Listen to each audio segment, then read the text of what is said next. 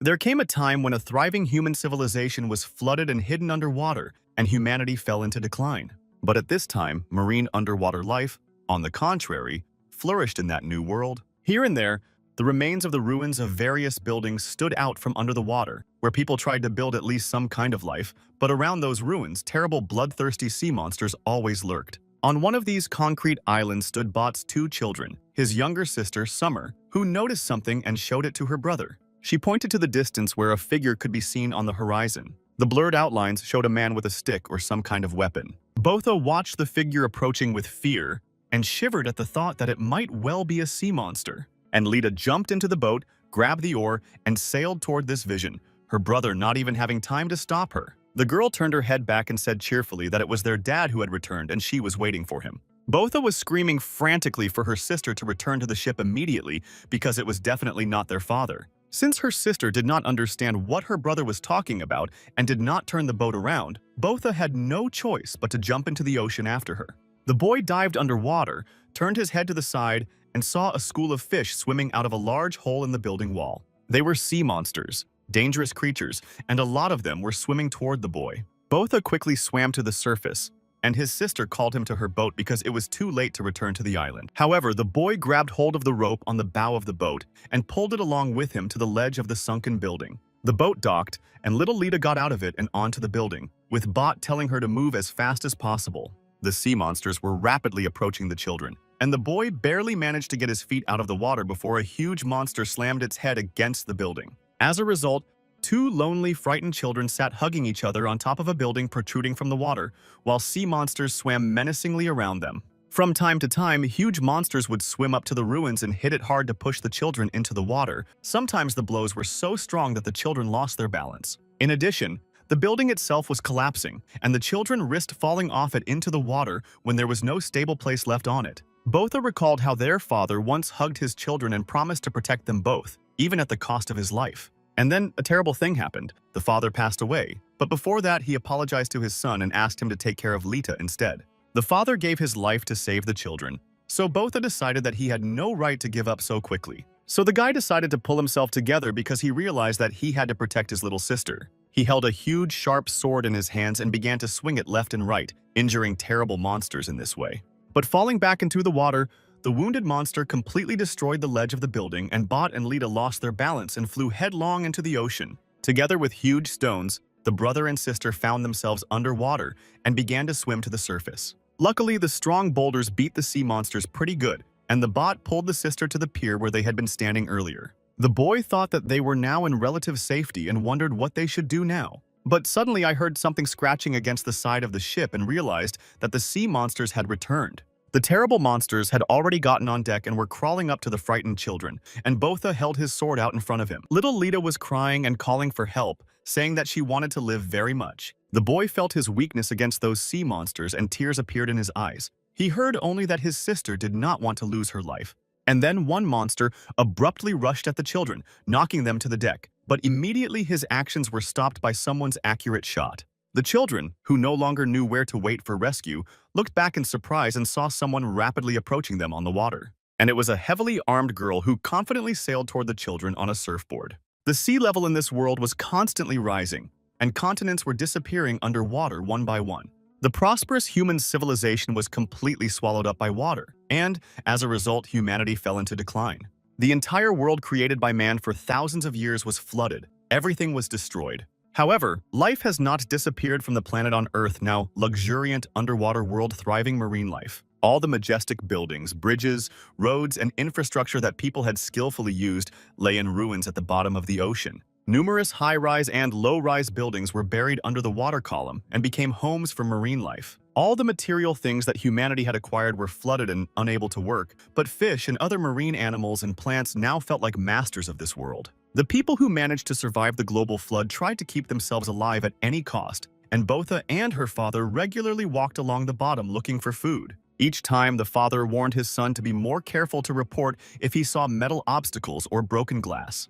But Botha behaved rather self-confidently. He wanted to appear older and more independent and was annoyed by his father's constant care. This time, they came across a market that had not yet been completely destroyed. The father and son went inside and started walking among the shelves, which still contained various products. Finally, Botha came to one shelf and saw a lot of canned food and called his dad. The father, meanwhile, had a large cart and was filling it with the necessary things. He told his son to gather everything they might need for use. Then Botha showed his father one of the cans and asked him what it was. His father explained that it said it was milk powder. And then he was outraged that his son still hadn't learned to read and reproached him for not doing it again, even though Botha had his own opinion on the matter and said that learning to read was useless, since there was no place to apply it anyway. However, the father insisted, telling his son that even if it seemed useless to him now, there might come a time in the future when he would need it.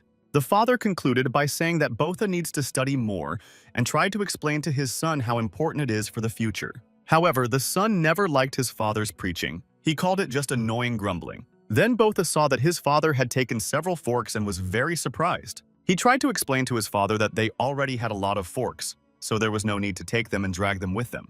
However, the father stood his ground, as he had told his son before, that when he thinks he doesn't need something, he will eventually need it. Eventually, the guys gathered food and various other things and decided that this would be enough for now, so they had to hold on tight. My father pulled hard on a strong rope, and immediately 5 balloons filled with air above the cart and the cart itself, with not all of its contents and 2 people, flew rapidly up to the surface of the water. As he climbed higher and higher, Botha looked down at the place where they had just quietly hunted for the remaining ones at the bottom of the ocean.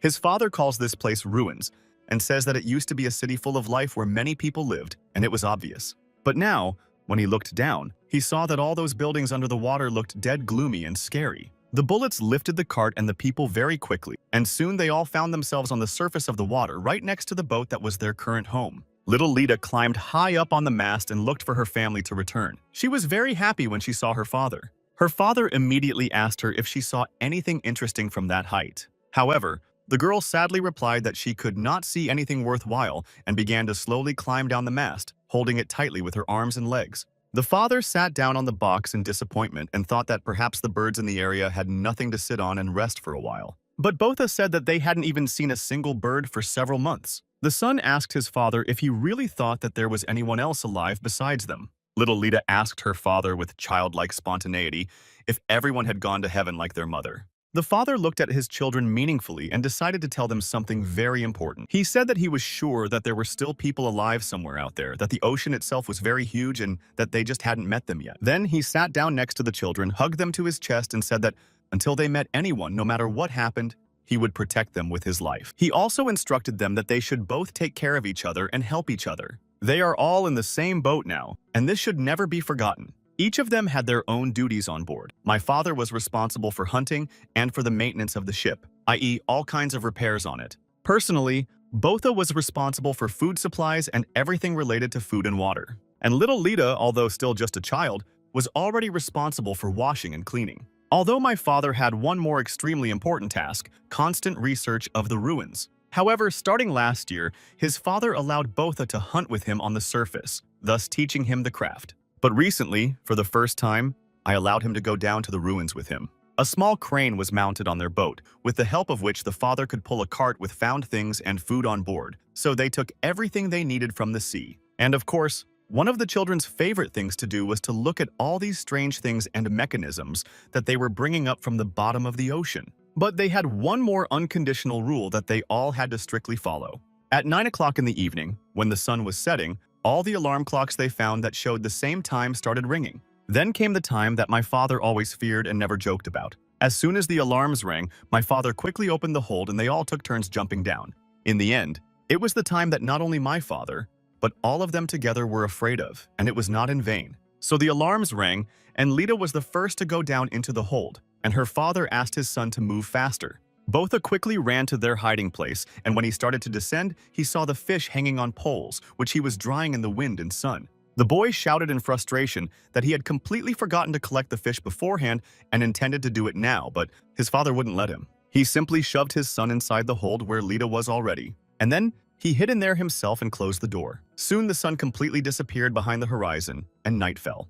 My father and his children were sitting on the floor, and there was complete silence around them. Only the ticking of a few clocks could be heard. Lita had a small pet fish that she kept in a glass jar. The girl decided that the fish was lonely and took the jar in her hands and asked her father if she could hug the animal, to which both her father and Botha told her that she needed to be as quiet as possible. They both said it so sharply that the girl hugging the fish jar was very scared.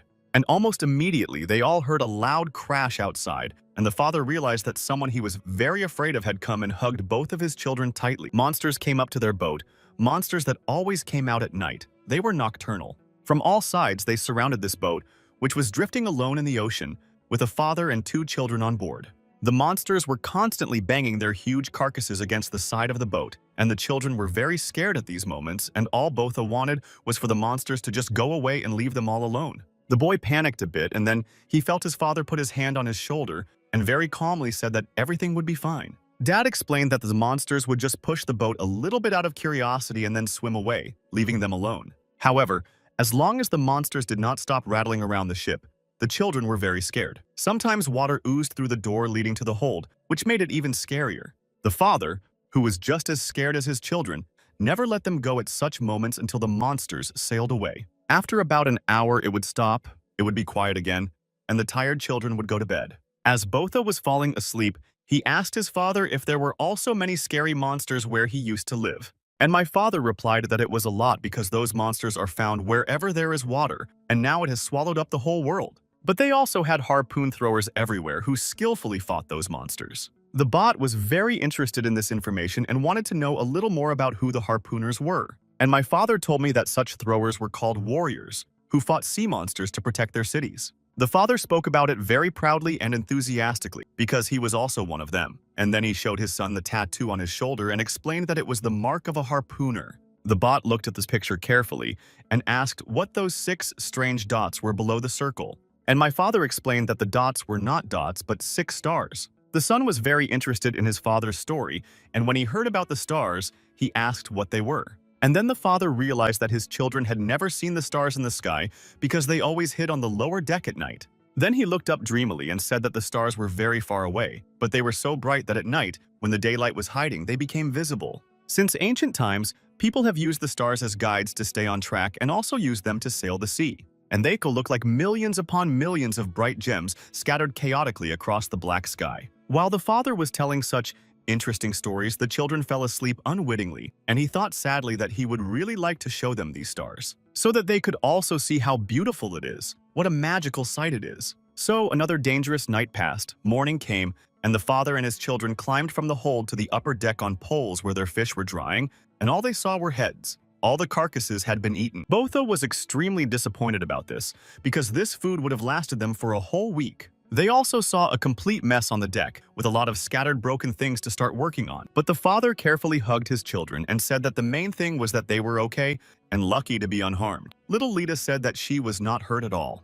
However, Botha was not so calm looking at all this chaos. He was not sure that they were just lucky. And then, he pointed to the huge, scary scratches left on the deck by their nightly guests, sea monsters, and the completely smashed side, and said that it looked like the monsters were telling them to get off their territory. However, my father was an incorrigibly optimistic person. He said that the scratches and damage only meant that he now had work for the whole week and was only worried about having enough materials to do it. Then Botha bravely and very seriously asked his father if he wanted his son to go down to the ruins and collect the necessary spare parts. When his father heard this, he was very nervous, but Botha explained that he would be busy with the repairs himself so the boy could go downstairs to get the materials, and his father was categorically against it. He explained that sea monsters could be hiding among the ruins, and that Botha shouldn't go there by himself, even during the day, because it was too dangerous. Botha still did not give up. He said he just wanted to help and said that they were there together yesterday, so now he could swim there himself. My father said that they were indeed there together,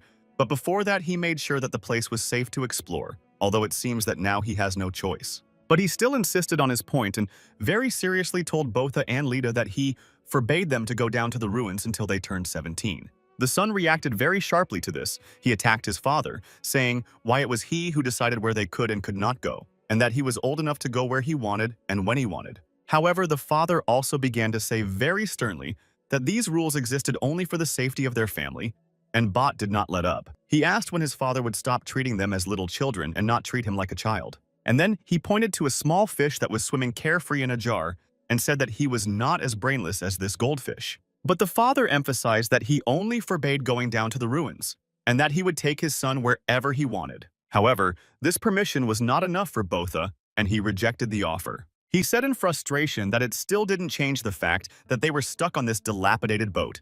And in general, if you look around, they have absolutely nowhere else to go but the water. Their family has nowhere to go, and they are simply imprisoned on their boat. And then he added that it's just like a little goldfish imprisoned in its tight, transparent jar. Then the father realized that his son's mood had deteriorated and decided to bring him back to his senses. While the father and son were arguing like that, little Lita called out to them to stop and look at where she was pointing. The girl cheerfully pointed her finger at the bright sunny sky with a flock of birds flying peacefully. The father and Botha immediately stopped their argument and looked at the birds with open mouths in amazement. The father immediately ordered his son to raise the sails as soon as possible. Finally, the boat quickly sailed in the direction the seagulls were flying, and soon the heroes saw the ruins of a building that stood high above the ocean surface. A small boat, in which a father and his 2 children had been fleeing for a long time, was rapidly heading for that building. When they got closer, they saw that it was a house on an island. With cheerful cries, birds flew back and forth circling the interesting building. Then Botha happily told his father that there were people there and he could see them. The children were so excited about this that they began to call out loud and friendly so that someone on the island could hear them. However, my father immediately shut their mouths, as he was the only one who understood the danger that could await them there. Then he took his weapon and ordered the children to wait for him on board the boat. And finally, my father said that if something happened to him and he did not return to them, they were obliged to turn the boat around and sail away. Bot could not understand anything. He asked his dad if he was going to fight the people on the island. And my father seriously replied that his behavior depends on whether those people are good or bad. Throwing his sword behind his back, his father jumped from the boat into the water and swam to the building. He dived quite deeply and saw many other ruins underwater, and then came to the surface, the children watching him excitedly. It wasn't far to swim, so my father quickly coped with the task and eventually got to the island completely wet. He very carefully began to examine the area and, looking through the holes, asked if there was anyone there and said that they needed help. Then he went inside the building and saw 3 floors and a wooden staircase to the top. And not meeting anyone on the ground floor, he didn't think twice about climbing those stairs and then saw the door. Very carefully, slowly, my father approached that door and slowly opened it, the door creaking loudly. Upon entering the room, my father immediately saw a skeleton whose clothes were almost completely shabby. 3 more skeletons were lying on the floor nearby. 2 of them were a mother and a baby she was holding to her chest. Meanwhile, Botha and Lita were standing on board their boat, very happy. The girl said that she hoped that good people lived on the island, and her brother expressed his desire to meet them as soon as possible. Suddenly, Botha heard a louder splash of water behind him, so he turned around and saw something strange floating there. He could not see very well, but he could recognize the person in general outline. At that time, my father saw that there was no one on the island who survived and began to look for some useful things for his family. At first, he was interested in a small green box and decided to see what was inside. When my father carefully removed the lid from the box, he saw that there were 2 large shells. The man picked up one of those explosives and carefully examined this antique. He was also very interested in the huge hole in the wall of the building, which was perfectly round. As he got closer, my father saw that the rebar that was now sticking out was bent inside the building, which could mean that the people who lived here were attacked from the outside. Then he lightly explored the outside of the wall and saw the same huge deep scratches on it as on the side of his boat after today's attack by the sea monsters. He recalled his son's words that these scratches looked like a monster, telling them to get out of their territory. Suddenly, the man's thoughts were interrupted by a sharp cry from his daughter, who was calling him. So he immediately stopped exploring the building and quickly jumped into the water to swim to his children. Soon enough, the father crossed a short distance and asked his daughter what was wrong. The girl said something about her brother. The man got on board and asked his son what he was going to do because they had to get out of here, but the son only asked his father for help and explained that someone was in the water. My father was a little surprised and began to look closely at the creature that was floating on the surface of the water near their boat. It was with great horror that the man realized that this creature was not a man, but a terrible monster. So he shouted loudly to the children that this was not a human being at all, and it was dangerous to stay here any longer. As soon as my father shouted these words, the monster suddenly gave up the ghost and disappeared completely under the water. The bot was surprised to hear that the monster had abruptly disappeared. Perhaps it had drowned. But my father knew very well that you were not a monster that had completely disappeared and definitely not drowned. Then all 3 of them realized by their feelings that there was something under their boat. The father realized that they were in great danger, so he grabbed the children and held them close to him. And meanwhile, a terrible monster at the bottom of the ocean took an interest in their boat. That monster was so huge that it suddenly dived out from under the water and attacked the boat and grabbed it with its strong giant jaws. The boat rose above the water and simply crashed. The father was still hugging Botha and Lita tightly, trying to save his children. The monster looked at his victims with a menacing gaze, not letting go of his teeth. The father and children realized with horror that they were being attacked by a very dangerous giant sea monster. Then the monster grabbed the relatively small boat with its 2 rows of strong, huge teeth. The boat was collapsing in front of the father, and the children began to be swept off the deck. As a result, the father held on to the remains of the side with one hand, and with the other hand held his children, who almost fell into the ocean. In the end, the sea monster completely smashed the boat with the people on it, and the father and his 2 children fell into the water. Their boat was broken in 2, but they managed to get out of the water on one of the halves. However, the sea monster did not leave them alone. Bot's father and Lita saw it swinging its powerful tail at them. With it, the monster sharply struck the remains of the boat, turning it into small pieces. And the father and children fell into the water because they had nothing to hold on to. After the sea monster completely destroyed the boat that was home to the small family, it sailed away. And fortunately, the whole tragedy happened near an island building that the father began to explore, and thus the 3 of them were able to escape and did not drown. When everything had calmed down a bit, his father asked Botha if he was okay, and the boy said yes. And then my brother looked at his sister, whose eyes were closed, and began to move her. The girl did not react, but my father explained that Lita most likely fainted as a result of shock. Then the father said that he was extremely happy that the children survived and that they were relatively well. Then Botha looked at him and asked him, frightened, what had happened to him. When the sea monster completely destroyed their boat, the father and his children were thrown onto an island building, and the father was impaled by one of the rebar wires. A piece of iron was just sticking out of his body, but the father told his son not to worry, to which Botha excitedly said that there was a lot of blood. Then his father told him that there was no time for that now. If they stayed here, they would all die, so he told his son to take his sister and run away. He hugged Botha's head and promised that when he caught up with them, he would follow right behind them. In the end, Botha took us and his unconscious little sister and ran away as fast as he could at his father's command. And only then, when the children disappeared from the man's sight, he tried to remove his body from the rebar that had gotten into it. Since he could not move, he remained sitting in the same place, and soon he saw the same sea monster approaching him. The man only realized that something was wrong because the monster came out of the water despite the scorching sun. That monster had 4 jaws, the lower 2 with 2 rows of giant teeth and a smaller one above which were huge slanted eyes. It was now looking at the man, and he slowly began to reach for his weapon behind his back, but suddenly the monster turned its gaze to the fleeing children. It smiled disgustingly with its 2 upper jaws and saliva flowed from them. It decided to hunt the little ones. The father shouted at the top of his lungs to his son to run away from the inevitable death and save himself and his sister. It was very difficult and uncomfortable for Botha to run, especially since Lita was still unconscious, but he realized that now it was up to him to save the lives of him and his younger sister. The sea monster, meanwhile, had come completely to the surface and was chasing the children to the islet, almost catching up with them and opening its terrible jaws to grab them. Luckily, Botha had just run up to the entrance of the building and quickly jumped in, so the monster only sank its super strong fangs into the concrete structure. As the monster's head was now stuck in the building's structure, it pushed its stubby, toothy hand inside through another hole in the wall. Breathlessly, Botha pressed himself against the opposite wall, and little Lita lay on his lap. At first, the tentacle was open like a flower petal, and then it closed them and began to spew out some kind of liquid. Botha grabbed his sister's groin and tried to avoid the liquid and ran from place to place. Then the boy fell to the floor and, holding his little sister tightly to him, rolled over and suddenly the tentacle stopped attacking them. The bot was shaking from what he had just experienced, and when he saw that the tentacle had simply disappeared, he decided to look out. There, the boy saw his father standing there, holding his weapon firmly in his hand.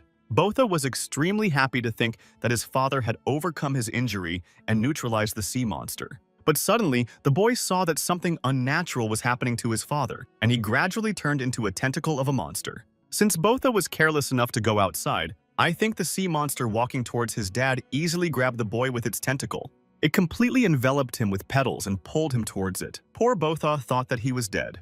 The guy tried his best to save himself, but he realized that things were bad and the tentacle was holding him tightly in its grip. Finally, the sea monster pulled Botha into its teeth to swallow him immediately. The monster's giant mouth was wide open, and the boy was incredibly horrified to see the number of sharp teeth inside it. And then, With the last of his strength, my father escaped from the captivity of the rebar and sharply rushed at the sea monster and cut off its tentacle. The bot was saved by a severed piece of the monster's tentacle that had been holding him in its tight embrace now fell down feebly. The father heroically caught his son with his free hand while piercing the body of the sea monster with his sword. And then they both successfully landed on the islet. Botha had never seen his father as such a tough warrior. Meanwhile, the man shouted at the monster not to move his son. For a moment, the monster covered its terrible maw, but my father did not retreat. He was ready to fight. Then he turned to his son and ordered him to hide somewhere behind some stones. The sea monster was extremely large, and the man thought that he had never seen such a giant leviathan before, perhaps even larger than the scutum. However, immediately my father stopped himself. He decided to stop thinking about extraneous things and distractions because now he could not make a mistake and lose. Otherwise, he will not be able to save his children, and this cannot be allowed. Botha sat behind a rock and watched the incredible spectacle of his father's fight with the monster, seeing his father bravely rush to attack the giant sea monster to destroy it. Dad was such a skilled warrior that he swung his sword left and right, inflicting deep wounds on the monster all over his body. The monster howled in pain, its wounds were bleeding profusely, and it had no way to defend itself. And then the man sharply climbed up the back of the sea monster to strike it from there. In general, the monster was huge, fat, and clumsy and therefore moved slowly. So, being on the back of the monster, the man stuck his sword into its body and without pulling it out, began to go down, inflicting another huge and deep wound on the monster. My father realized that the sea monster was not in the water, and therefore he had a great chance of defeating it. Having made a huge cut on the monster's back, the man abruptly pushed off from it and, performing a flip, jumped off it to the ground. And the monster hit the opponent very hard with one movement of its tentacle, and the father slammed against the wall of the building, splattering blood. My father was in incredible pain and screamed out, and Botha shouted loudly to him. The man's wounds made it difficult to move, and the sea monster gradually advanced. And then my father saw a rope with a big hook in front of him and instantly had an idea how to use it. The monster had already opened its giant mouth with many teeth and was trying to swallow its opponent, but suddenly the father cut the rope in one motion. A part of the islet where the man was standing collapsed. His stones fell on the sea monster and his father was suddenly lifted up as he held onto a piece of rope. In this way, he climbed up to a protruding stumpy log sticking out of the wall of the building and hung on it. The monster didn't give up with its mouth open. It tried to reach its opponent even though the stones were still falling on it. Meanwhile, my father gathered all his strength and tried to pull the log out of the wall, and he succeeded. And then, he pointed the sharp, stumpy end of the log right into the monster's mouth and pierced it from the inside. The bot who watched that terrible battle was admiring how cool his father was. The boy saw the sea monster writhing in pain and realized that his father was doing well and winning. However, the struggle was still ongoing, and my father held on to the huge log he had pierced the monster's jaw with and was actually in its mouth. He tried to get out of there, striking his opponent one after another, but the monster also tried to harm him. Suddenly, the log on which my father was holding on cracked, and he staggered and ran into the sharp teeth of the monster, which pierced his body in several places. All this was happening in front of Botha's eyes, and the boy saw his father's strength leaving him, and he could no longer move. Then the father turned to look at his son for the last time, and his face showed great pain and sadness. From the time they were very young, my father cared and worried about his children and taught them to love each other. Every time Botha dove underwater, and his father lost sight of him and his son did not surface for a long time, he felt as if his heart was about to burst out of his chest. As night fell and the father held his children tightly to him, he tried to smile at them, trying to calm them down a bit. However, at those moments he was incredibly scared because he realized how he was hiding in danger next to them. The father was afraid of losing his children, and this fear never left him for a moment. It was what was killing him from the inside. He was afraid that he would not be able to protect them, and this is what he always feared most of all. The father looked at his son one last time with a gentle, warm look and told him that he loved him very much. Then the sword fell from his hands, and instead, the man pulled out one of the mines he had recently found in an abandoned building from his bag. In the end, the father asked his son to take care of Lita for him, and then stuck the explosives directly into the body of the sea monster. As a result, a huge explosion occurred. The mine completely tore the monster's head off, but the father exploded along with it. It was the final death of a giant sea monster that was dying and hiding underwater. And so Botha was left alone on the shore of a small island, with his father's weapon, a large sword, lying in front of him. The boy got to his feet and saw the carcass of the sea monster finally swallowed by the water, and his father taken into its arms forever. Botha's eyes filled with tears, and then he saw his father's broken glasses floating to the surface, and the boy sobbed bitterly. There was silence all around, with only the gentle lapping of the ocean waves and the desperate cry of a little boy shouting the word Dad. Botha realized that his father could not be brought back, so now he had to take his place, no matter how hard it was to survive among the ruins that stood out in the middle of the blue ocean, and so he took his father's sword. Then the fatigue of the experience overcame the boy. He fell asleep and dreamed of their broken ship floating in the fog, and he was on this ship calling out to his father and younger sister. Then he hears someone sobbing in the corner and sees Lita huddled under her knee crying, so he goes over to her and asks what happened and where her dad is. Then Lita pointed her finger overboard, and Botha looked out and saw a bloody spot with something floating in it. Looking more closely, the boy saw his dead father, whose body had been almost completely eaten by sea creatures. Botha screamed furiously and wanted to jump to him, but little Lita grabbed his clothes from behind and asked her brother not to do so. His sister grabbed onto him tightly and begged him to give up the ridiculous idea of swimming to his father's body. The boy looked back at her and suddenly, in a dream, his sister's face turned into a scary monster in the form of a skull that growled at his brother not to leave her. From all this, Botha screamed loudly, and meanwhile a real storm was raging around the island, with thunder and lightning, and high waves crashing against the ruins every time. When the thunder rolled loudly once again, Botha woke up from his nightmare and realized that he was inside a dilapidated building, and that little Lita was sleeping peacefully on his lap. The boy looked at his younger sister and remembered how his father died. He used to think that his father perceived him only as a child, but now he finally understood the essence of this attitude. The fact is that the father always tried to protect his children from those sea monsters, leviathans, and from the whole ocean, and he managed to do it every day. He again recalled his father's warm, tender look when he realized he was leaving this world, and his words to his son to take care of his little sister. And now their father is no longer with them, and Botha hugs his only family member in this world, little Lita, tightly. From now on, the children were left alone in the middle of the ocean waters. Then Botha and Lita left the room, and the boy suddenly saw that their small lifeboat, which had always been tied to a larger boat, was washed up on the islet and some things were still intact. Botha immediately rushed to pull out what was intact and called his sister for help, telling her not to sit on the sidelines and to help pull something useful out of the boat. Little Lita was always very sad and asked her brother where their father had gone. Then he realized that his sister knew nothing about his father's death, and he didn't know what to tell her or whether she would be able to take the truth properly. He looked at Lita, who was hugging her knees alone and asking with tears in her eyes why her father was not with them.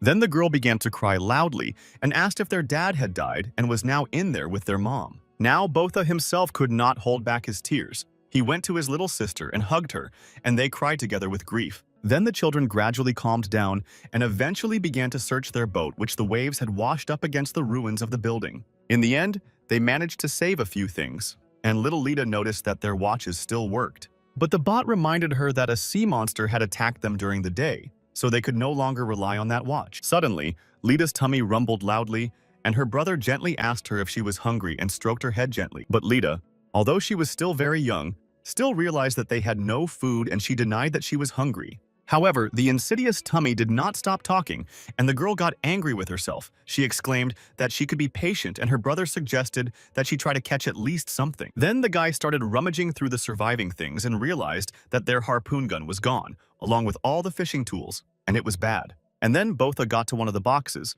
picked it up, and since there was a small hole in the bottom, forks fell out through it.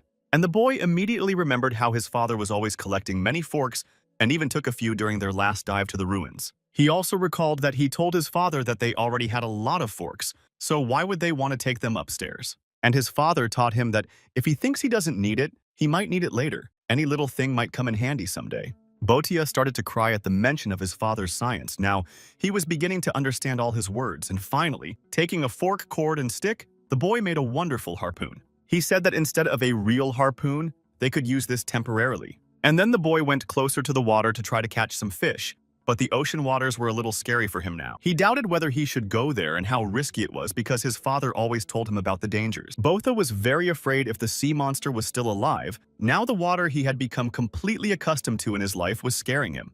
And then little Lita grabbed his hand and asked him not to go there. She was very afraid that the monster might come back. And then the children turned to the other side and saw a small crab on a stone. They realized that these animals were found on the island, so they searched for a few, caught them, then made a fire and fried the crabs for dinner. Little Lita was eating crab meat with relish and saw that Botha was not eating anything. She asked if he would, and her brother replied that he was not hungry at the moment, so she could eat everything. And the girl was enjoying the sea delicacy with pleasure, while Botha was just admiring her and suddenly felt his stomach growl. Then the guy stopped admiring his sister and seriously thought about the fact that they had no food or water on this island, so they urgently needed to come up with a plan.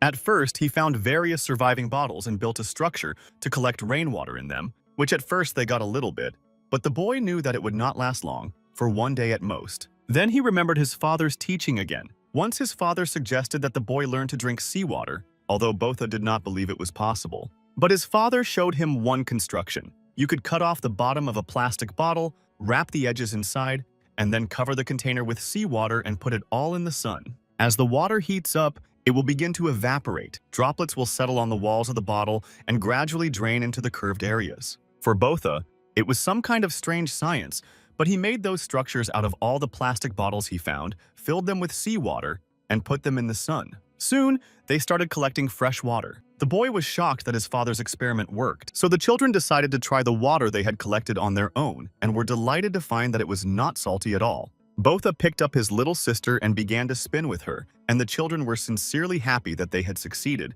and now they no longer had to worry about fresh water. His father had taught his son a lot, and now the boy remembered his father's teachings and realized that they would make it. It was not known how long the children would have to live on this abandoned island. Then Botha decided that he needed to thoroughly explore this house island. Lita also wanted to go with her brother. So the children went through the same door that their father had already passed through earlier and began to climb the wooden stairs. On the way up, little Lita was a little tired, so her brother helped her overcome the last steps, and then, when they entered the room on the top floor, they saw the same picture with skeletons that had been revealed to their father the day before. There were some bugs and larvae crawling all over those skeletons, and it was a scary sight.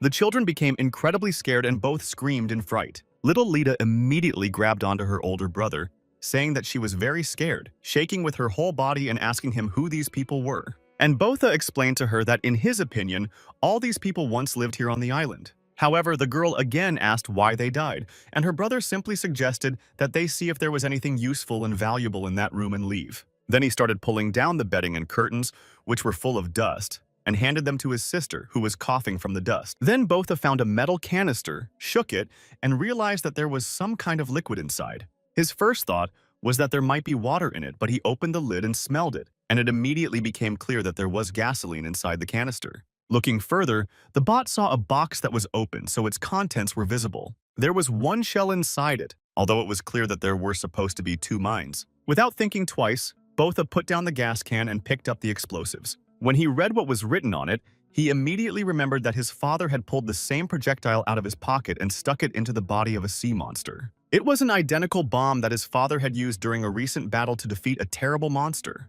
At once, the boy's eyes flashed back to the images of his father's incredible battle with a sea monster, and Botha wondered if he would ever be able to fight such monsters like his father. Then the boy involuntarily looked at the skeleton of a mother hugging the skeleton of her child and thought that all these people must have been family too.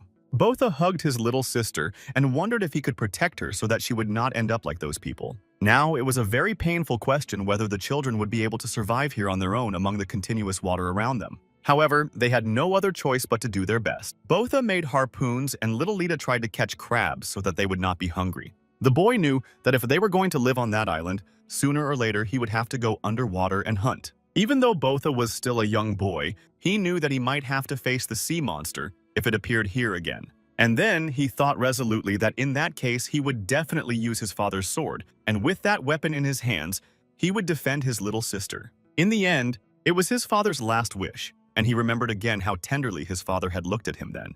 But as long as Dad was alive, Bot had never picked up this malfunction before, so now he tried to explore it and pressed a small lever. Suddenly, the sword hissed and began to make other strange sounds, and it became extremely difficult for the boy to hold it in his hands. Then this sword pulled the guy forward with it, and Botha realized how amazing this weapon was. However, at the moment he did not know how to handle it and he was not strong enough, so he flew into the column with all his might. His nose started to hurt extremely badly, and little Lita came up to him holding a jar with a newly caught crab and asked her brother if he was crying. When Botha calmed down a bit, his sister took him by the hand and asked him to follow her to see what she found. The girl led her brother to a large door in the floor, to which Botha said it was just an ordinary door.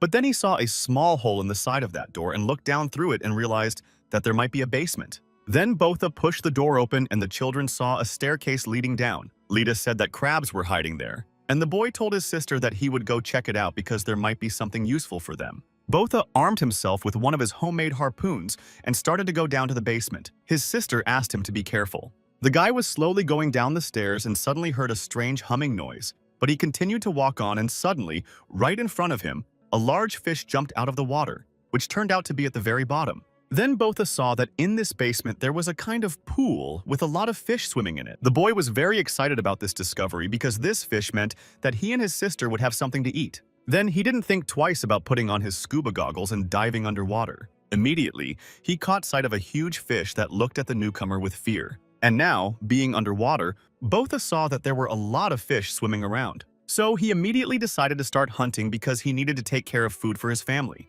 The boy was skillful with his homemade harpoon, and since there were a lot of fish, he almost immediately caught one of them.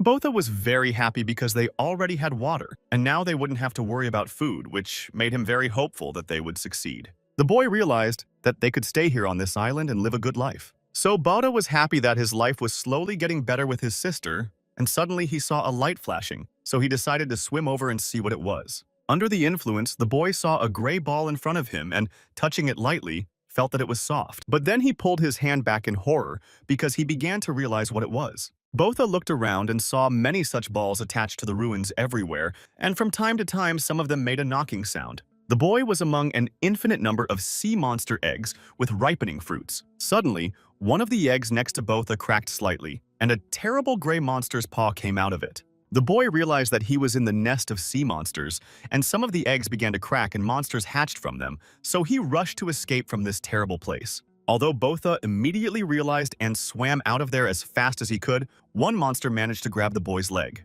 The monster immediately pulled its victim toward it and opened its terrible maw to bite off the guy's leg. But Botha managed to get away with it and stuck the harpoon into the sea monster's eye. The monster screamed in pain and clutched at its wounded eye, trying to pull the stick out of it. And Botha immediately continued to climb up to leave that terrible place. And already on the surface, he realized how many sea monster eggs he had found.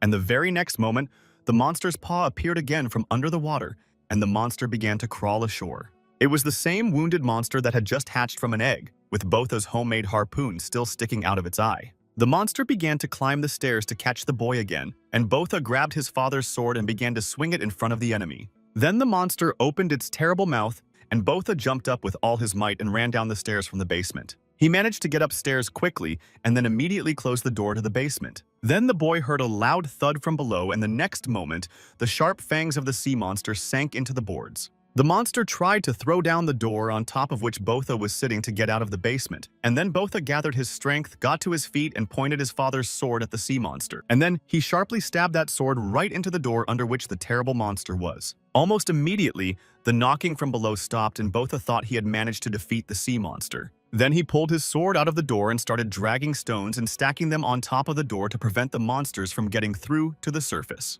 When a small hill was formed from those stones, the boy fell weakly to the floor, breathing heavily, and only now he realized that he could not see his sister anywhere. Botha looked around excitedly, calling out for her, then ran in search of her further into the rooms. The boy ran as fast as he could to the exit of the building and looked outside to see his little Lita standing on the edge of the island, staring into the distance. Botha calmed down a bit when he found his sister, but he started calling her to him and told her not to come close to the water. However, the girl did not seem to respond to her brother's calls, so he approached her and she stretched her hand forward, fascinated, and pointed to where she was looking. Botha looked in that direction and saw a figure that closely resembled a man with a sword or a stick. The boy was very scared and thought that the monster was still here, that the sea monster was still alive. Botha recalled all the monster's transformations to lure his victim, and meanwhile, little Lita got into the boat and sailed in the direction of the vision. The girl shouted joyfully that it was their dad, and the child was happy that her father had returned. However, Botha shouted at her, telling her to go back immediately because it was not their dad. Suddenly, all the alarms rang at the same time, indicating that the most dangerous time of the day had come, so Botha did not hesitate to swim to catch up with his sister. Returning underwater, the boy immediately saw a lot of sea monsters that had just hatched from eggs begin to swim out of the building. Lita was shouting to her brother to get on board the boat, and the children realized that it was too late and they would not be able to return to the island. So Botha grabbed hold of the rope and pulled the boat to another small ruin that protruded from the ocean. The children began to climb it as fast as they could, and their brother asked his sister to move faster. Meanwhile, the sea monsters swam closer and closer to them, and one of them almost grabbed Botha's leg, but at the last moment the boy managed to pull it out of the water. The children climbed to the very top of a small ledge of the ruin, and the sea monsters surrounded them and swam around them continuously. Botha looked back and saw that their island was very close, but unfortunately they could not get there now. They simply would not have time to swim there. The boy realized that as soon as they jumped into the boat, sea monsters would immediately attack them. But it was very dangerous to stay here, so he frantically thought about what to do now. From time to time, the monsters swam closer to the ruins and slammed their carcasses against the stones with all their might. One day, Botha barely managed to keep from falling into the water, but he realized that with such monster attacks, sooner or later the building would not stand and would collapse. And the boy imagined a terrible picture of him and his sister falling from the destroyed shelter and falling right into the clutches of monsters who tear them to pieces. Botha could already sense a certain doom in their current situation because there were so many monsters floating around. He could not do anything about it, and no thought of how to save himself ever crossed his mind. And then the boy remembered again how their father had constantly told them that he would protect them even at the cost of his life. And yet, when the terrible moment came when the father had to pay with his life to save the children, he asked his son to take care of little Lita for him.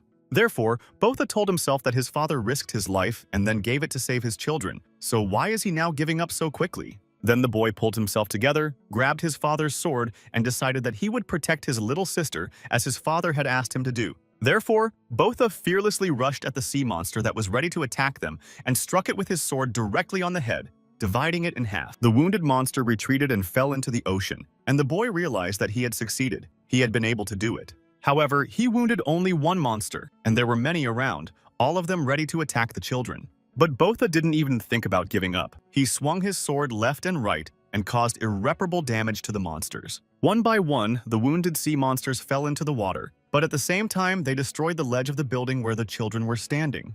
And the ruins began to crumble right under the children's feet. So Botha grabbed his little sister tightly with one hand and clutched his father's sword with the other and jumped down.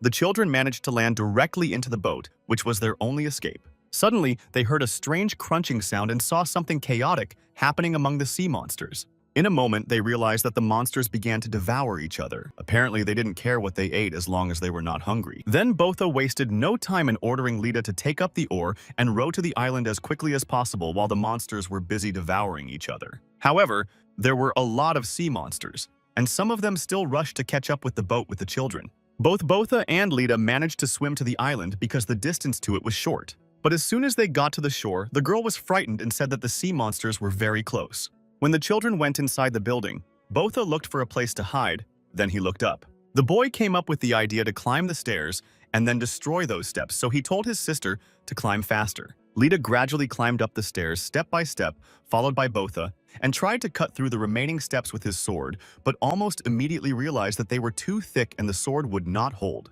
Then the boy looked down and saw that the first sea monsters began to crawl into the building. The monsters immediately saw him and crawled toward the stairs, and Botha tried his best to destroy step after step, and then one of the monsters grabbed hold of one of them. The monster immediately began to grab the other steps with its paws, and Botha quickly ran up to his sister. The monster stretched out its paw with sharp claws and managed to injure the child's back, and then the step on which he was holding on cracked, and the monster fell down, taking down all the other monsters with it. As a result, the children were now on the top floor and the monsters were crawling downstairs, unable to reach them because the stairs were destroyed. Then the sea monsters crawled up to the wall and started scratching at it, trying to get up. They were nervous that they couldn't get to their victims, and Botha reassured his sister that the monsters wouldn't be able to get to them. Then the guy fell to the floor and started saying that they had done it and thanked God for saving him. And then little Lita noticed that her brother had a wound on his back, although Botha said it was just a scratch and that it was still better than being eaten. Then the guy suggested that they go to the room they had already been in with their sister and wait there until dawn. However, as soon as he opened the door, a horrifying scene appeared in front of them. A sea monster that Bot had wounded in the eye in the basement. The monster immediately attacked the boy Bot, who fell on his back without orientation, and his father's sword flew out of his hand, so the boy had no opportunity to defend himself. The next moment, the monster opened its terrible jaws to swallow the victim, but was suddenly stopped by little Lita. The girl stuck a piece of metal rebar into the sea monster's second eye and screamed for it to let her brother go. Now the monster had 2 wounded eyes, howled in pain, and began to wriggle. The monster gradually began to lose his eyesight. He looked at Lita and suddenly the picture became blurry. So I started sniffing to orient myself in space. The girl had nowhere to run when she got close to little Lita as she was pressed against the wall. The sea monster now in front of her began to open its terrible mouth with sharp fangs. But suddenly, it was distracted by a loud noise, and Bota grabbed a gasoline can and began to bang on it hard, drawing the monster's attention. And the guy succeeded in this trick. The monster turned its head to him, and then Bota threw a can of fuel directly into the monster's mouth. This threw the monster a little off balance, and the boy took advantage of this to quickly grab his father's sword and swung it sharply at the metal rebar, provoking sparks. Those sparks went everywhere and got to the sea monster in whose mouth there was a canister of fuel, so it was engulfed in fire and the monster just started to burn. Immediately, Botha grabbed his little sister with one hand to escape the danger zone as quickly as possible. He pointed to a ladder leading from the room to the attic and said they needed to get to it. The children quickly began to climb upstairs, and Botha saw the flaming monster wriggling and dropping the box of explosives. So, in the attic, his brother shouted to his sister to lie down on the floor because an explosion was about to happen. Then, having completely climbed up to the attic, Botha ran up to little Lita and grabbed her, holding her close. And the next moment, the whole building exploded as several bombs exploded as a result of the fire. The children began to fall down, the stones of the building cracked and also fell down, neutralizing all the sea monsters that remained on the first floor. Both Botha and Lita fell into the water, but fortunately survived and got out on the remains of the boat. Botha was also happy that the explosion had crushed all the eggs of the sea monsters. But now the children were faced with the next task of what to do next. The island that had become their temporary refuge was now completely destroyed and sunk. And then he heard a very familiar and eerie scratching sound behind him. He looked around and saw that sea monsters began to climb out of the ocean onto the deck, and there were a lot of them. Grabbing his father's sword, Botha tried his best to protect himself and his little sister from the monsters. However, there were really a lot of them, and one of them grabbed the sword blade with its sharp teeth and tried to gnaw on it. Botha realized that he and his sister were in a hopeless situation, and then his eyes filled with tears and he desperately thought that he wanted to live and mentally asked for help. Tears spilled from the guy's eyes, and at that moment he realized how much he did not want to die.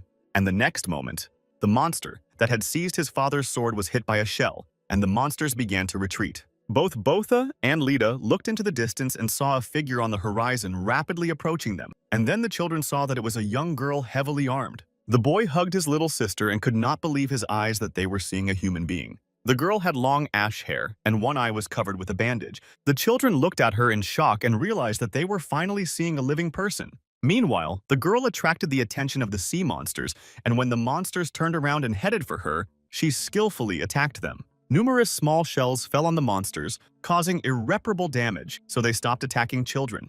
Then Bota completely covered his little sister so that she would not accidentally get hit by shells, and he noticed that the girl was shooting harpoons. He was curious about who the girl was who had appeared so suddenly at a very important time for them. However, the fight against the sea monsters was still ongoing, but the girl was very skillful in destroying them. Her harpoons reached the monsters even underwater, so she didn't even give them a chance to swim closer to her. Then suddenly, the children heard a creak behind them and turned around to see that a sea monster had already opened its terrible jaws to grab them. Then Botha pushed Lita to a safe distance and grabbed his father's sword and began to repel the monster's attack. However, the monster snatched the weapon from the boy's hands, and Botha realized that now he would not be able to defend himself and his sister, but immediately a bunch of small harpoons flew at the monster. In the end, all the sea monsters were destroyed by a strange stranger who appeared at the right time to help the poor children. The girl began to adjust her weapon, and then suddenly Botha shouted with all his might that the danger was over. Immediately behind the girl's back, another sea monster emerged from the water and rushed at her. The strange stranger managed to escape from certain death, but she couldn't hold on to her harpoon gun and it just went under. Also, as a result of the monster's attack, the girl was wounded in the arm and the wound was bleeding. Meanwhile, right below her, another flock of sea monsters began to gather in the ocean waters. But the stranger was ready for this twist, so she pulled out two of her peculiar serrated swords that she usually carried behind her back. Then she pointed her surfboard at the spot where the monsters began to rise to the surface and rushed to attack them. The stranger was very skillful with her swords and did it so quickly that the monsters did not have time to strike back. Having thus dealt with the next batch of enemies, the girl headed for the next pack. The children stood on the ruins and watched this battle, and Botha was fascinated by this incredible sight. He was surprised at how easily the girl destroyed the sea monsters. Very skillfully and quickly, the stranger destroyed numerous monsters one by one, although more and more of them arrived, but she did not give up. Suddenly, one sea monster growled right on board the destroyed boat where the children were standing, but the girl immediately jumped on its back and destroyed the enemy, and finally it was over. Both Botha and Lita were still clinging to each other in fear, and the boys were wondering who this girl was and doubting whether she was a good or bad person. Since this strange stranger appeared out of nowhere and saved them from terrible monsters, maybe she is good. But there was a moment in the battle when this girl was shooting from a harpoon and shells were flying everywhere, even in the direction of children. And it looked very dangerous for them, because she could hurt him or little Lita. Bot couldn't figure out who the strange stranger really was. He was wondering whether to perceive this girl as their savior and friend or as an enemy. Finally, the girl was the first to speak to the children and say that they were very lucky to meet the harpooner in the open sea. The fact that the strange stranger turned out to be a harpooner explained a lot. And he immediately recalled how his father told him about people who were called harpooners and that he also belonged to them. They were real fearless warriors who defended their cities by engaging in battles with sea monsters. The boy now remembered this conversation about warriors who had extraordinary skills to destroy monsters. So this girl was also a harpooner, just like their father was. Then the girl told me her name was Kana and she was from the United Busan. When Botha asked about this one Busan, little Lita hugged her older brother because she was still scared of the unknown. Suddenly, somewhere in the distance, they heard a roar, as if something was thundering. Kana turned in that direction and the children saw a huge island approaching them. This floating island was coming closer and closer, frightening with its large-scale size and creating a lot of noise around it. Finally, he swam to a distance where you could see the inscription Unified Busan on his bow.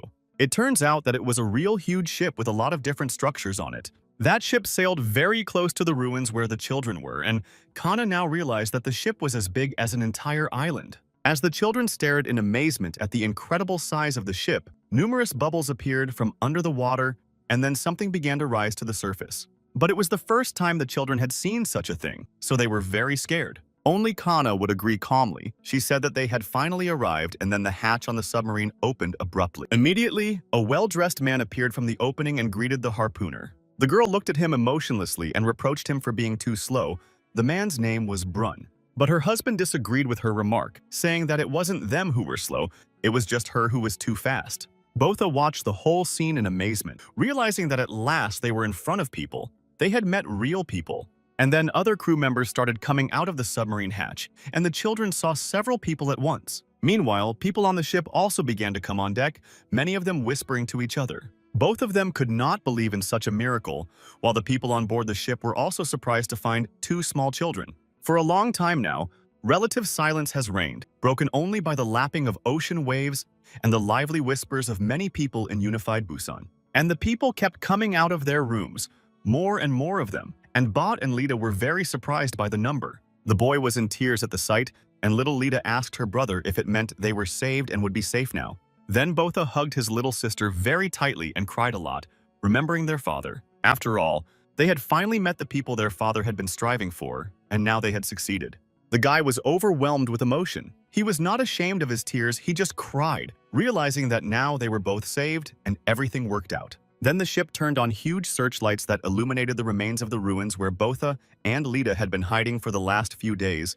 A huge number of destroyed sea monsters became visible, and harpooners sailed to the island. Kana told them to investigate and make sure everything is clean because they can't let any of the monsters escape. After a while, she asked one of the researchers, Dr. Foyd, what he had found, and the man replied that he could only say that after Kana there was nothing to do here, she had cleaned it up well. After examining the entire territory of the ruins of a small building, the harpooners reported that everything was clear. The only thing left of the sea monsters is the diced and shredded meat carcasses. Then Dr. Foyd said that Kana was very evil and brutal and could have left at least one monster alive for him. And Brun replied that Kana would never allow the sea monster to survive and would never leave it alive. And the doctor only confirmed that out of all the harpooners, those sea monsters were simply unlucky to meet Kana. Then he drew attention to the monster's crushed eggs, and Dr. Foyd remarked that if they all hatched, people would be in big trouble and asked if she had crushed them all here. But the harpooner Kana replied that it was not her fault, and she was curious about who had destroyed the whole nest of sea monsters. Bruns looked at the carcasses of the destroyed monsters and said that he had never seen such ugly monsters, and asked what kind of monsters they were. Then one of the researchers called Dr. Foyd to examine his findings. Kana and Brone also looked in that direction and wondered what the others had seen underwater. Dr. Foyd came closer and couldn't believe his eyes as he saw the destroyed carcass of a Kentucky blue. This defeated giant monster now lay on the ocean floor, and harpooners approached it from different directions to examine it. People were amazed at the enormous size of this sea monster. It was at least 50 meters long. Brune asked Dr. Foyd if it was really a Kentrasi and if he meant that it was one of the 7 sea devils. And the doctor replied that he was sure that they were looking at a lifeless carcass of a Kentris, and that it was clear that this monster was much bigger than rumors had it, and then asked Kana if she had killed this monster alone. But the girl replied that it was not her doing either, and she wondered who managed to cope with such a huge monster. Dr. Foyd himself was surprised who managed to overcome such a giant sea monster. And then Kana looked at the monster's carcass lying next to her and saw an interesting sword sticking out of it, but she didn't know who it belonged to. Meanwhile, a boat with some people from the ship was approaching the destroyed islet. When the boat came closer, a man in a suit took some papers, asked the children their names, and carefully wrote their names on the registration plate. Then the man asked how long they had been drifting in the open sea. And then he added that, judging by their appearance, it seems that it was quite a long time, probably more than a year. And Botha said that, in his opinion, they had been in this position for about 10 years. Here the man was quite surprised at such a long period and asked how the two of them survived for 10 years on the high seas, and said that they were great in that case. But then he abruptly changed his emotions and made it clear that this was ironic and that, in his opinion, even children have now lost respect for lower-level civil servants and looked down on them. And then that man tapped Bot on the head with his folder and told him to tell the truth now, because his documents could not contain false information. And then a little summer girl intervened in this conversation, pushing the man away and saying that it was all true, they were not lying. Then the man just snapped at the kid and started shouting at her how she dared to raise her voice and threaten him with words, whether she even knew who he was. The girl politely raised her index finger up and said she knew he was a small civil servant. The man poked his folder with a pencil in surprise and later explained to Botha that their father was drifting with them. In a very quiet and sad voice, the boy said that his father was no longer with them, and he told me that he died while fighting that sea monster. Then the civil servant made fresh entries in his documents and asked the boy if it was just the two of them and his sister now. Then he said that his name was Lee Kehoe from the refugee center, and he would be looking after them, meaning that he would look after them both. After that, the officer said that the children could ask him any questions they were interested in, and little Lita started to make faces at him. Bada pulled his sister away from the man and asked who all these people were and pointed to those who were exploring the ruins of the island, and Lee Kehoe said that the children were probably seeing harpooners for the first time. The bot has now confirmed his suspicions that all these people are indeed harpooners. The boy looked in the direction where Kana Brune and their other colleagues were standing and realized that these were the people who protected other people from sea monsters. And he recalled how his father had recently shown him his tattoo on his shoulder and explained that it was the sign of all harpooners. Now Botha could see with his own eyes that his father was telling the truth about all this. And these were not fairy tales or fictional stories. Kana clearly had the same tattoo on his shoulder as his father. Then the civil servant said that it was Kana who saved the children from the sea monsters, who was really special. He told me that this girl is a 3-star harpooner. Botha listened to all this with his mouth open, and Lee Kehoe asked if the guy thought it was incredible because Kana had 3 stars. And then the officer added that in this way, harpooners mark on their bodies the number of sea monsters they destroyed. And each star means 100 such victories, i.e. 1 star on the tattoo will indicate that the harpooner has defeated 100 monsters. Unfortunately, however, a huge number of harpoon throwers died before they could get a single star, which is why 3 stars are so impressive, because it means that Kana destroyed at least 300 sea monsters. And Botha directly asked Lee Kehoe if the 6 stars meant that at least 600 monsters had been destroyed. After this question, the civil servant laughed outright and said that 6 stars was simply impossible, and even among the harpooners of the United Busan, the most common is 4 stars. And if there were a 6-star harpooner anywhere, this man would have become a real legend long ago. But Botha remembered very well the drawing on his father's body and what it depicted. There were 6 stars under a common sign, and the boy himself noticed them back then. And then harpooners sailed past the boat with the children and the civil servant. Kana shouted to Lee Kehoe that they had received permission to board so they could go on board. Then the girl looked intently at Botha, turned away, and headed toward Unified Busan, and the boy noticed his father's sword behind her. So, without hesitation, the guy called out to her to express his complaints about it. But Kana was completely absorbed in her thoughts about the sea monster they had just seen in the ruins. Brune said that he had never seen such an ugly monster before, and he didn't even know what species it was. And the girl remembered another monster that had a very thick and dense shell, so the counterattacks of the people did not cause any harm to it, and thus they all became prey to the scutum. Brune said that he heard that all the harpooners of the United Busan had to risk their lives and go hunting to destroy this monster. However, the devilish megacrab scutum was never defeated and was not destroyed by any harpooner. He simply devoured people one by one, and when he finally satisfied his appetite, he simply returned to the abyss. Then Brun turned to Kana and said that she shouldn't tell him that she really believed in the fairy tales and fables of those refugees. However, Kana said that it was not a fairy tale at all, and there was no fairy there. She remembered very well how things really were. The girl recalls how one woman called out to her, realizing that she herself had already fallen into a sinister trap. She remembers people who became victims of the scutum, how the sea monster devoured them and this woman shouted to her to hide. Then the monster closed its giant mouth, cramming everyone in its path, and began to chew. And poor Kana heard the terrible crunch of bones, and despite it, the woman's last word to run away. And now the girl said that she did not need the stories of other eyewitnesses because she saw it all with her own eyes. For those sea monsters, humans are just floating snacks that can be eaten whenever they want to satisfy their appetite. Brun looked at Kana ambiguously and thought that maybe that was why she hated sea monsters so much. Meanwhile, the boat carrying Botha and Lita, along with a civil servant, arrived at the big ship. Lee Ki-ho did not call attention to Botha and Lita in a very nice way, calling them petty. When the children looked at him, the officer told them to follow him because they had arrived at the place. Botha and his little sister saw a large passage to the hold that opened to let them onto the ship. This was the main entrance to Unified Busan, and everything looked very pompous compared to what Botha and Lita had seen so far. The boat was moored near the stairs, and the entrance was well lit. Botha climbed over the side of the boat and began to help his sister do the same, while Lee Ki-ho warned the children to watch their step. Then one man handed Botha a box with some things, saying that it was what he had been able to collect from Botha and Lita's former boat. Then the children followed the civil servant, and he said that they would provide them with temporary housing for the time being. The brother and sister were very surprised by this information and asked Botha if it meant they could stay here. And Lee Ki-ho said that if they were going to stay here for a long time, they should not cause any trouble, because if they make any mistakes during their probationary period, they would be kicked out immediately. Lita was very happy that they could stay here, and Botha was also very happy about it. But suddenly, the civil servant noticed something and became agitated.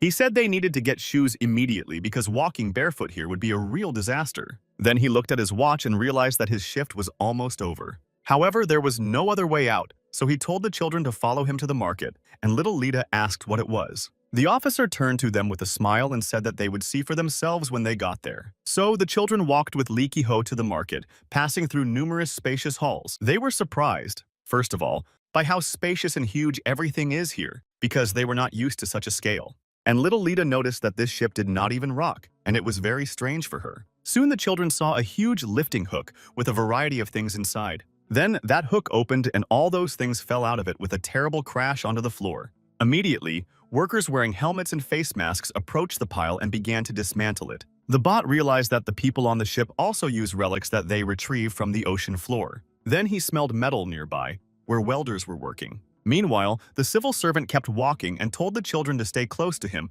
or risk getting lost. Then they passed by a workshop with strange machines and a man, probably an engineer, was watching them work and taking notes. After a while, after passing by such huge workshops, Lee Ki-ho and his children finally arrived at their destination. And then the children just froze in amazement as they saw a huge hall with many floors, where many people were moving around, some of them buying something, others eating, and others just talking. Both Botha and Lita were incredibly shocked to see such a huge number of people. It was amazing for them. Somewhere, some traders were calling for the freshest fish that was still floating in the sea. Then the children saw an old violinist sitting on the floor, closing his eyes and playing a magical melody, although they had no idea how he did it or what a violin was. As they walked along the market, Botha and Lita saw kebabs being grilled on the grill and thought it must be delicious. But the civil servant told them not to linger anywhere, to keep up with him, and to move on. Lee Ki-ho led them to a shoe shop where they found a whole pile of different kinds of shoes. The seller happily pointed to a pile of shoes and said that 2 pairs would cost 30 naira.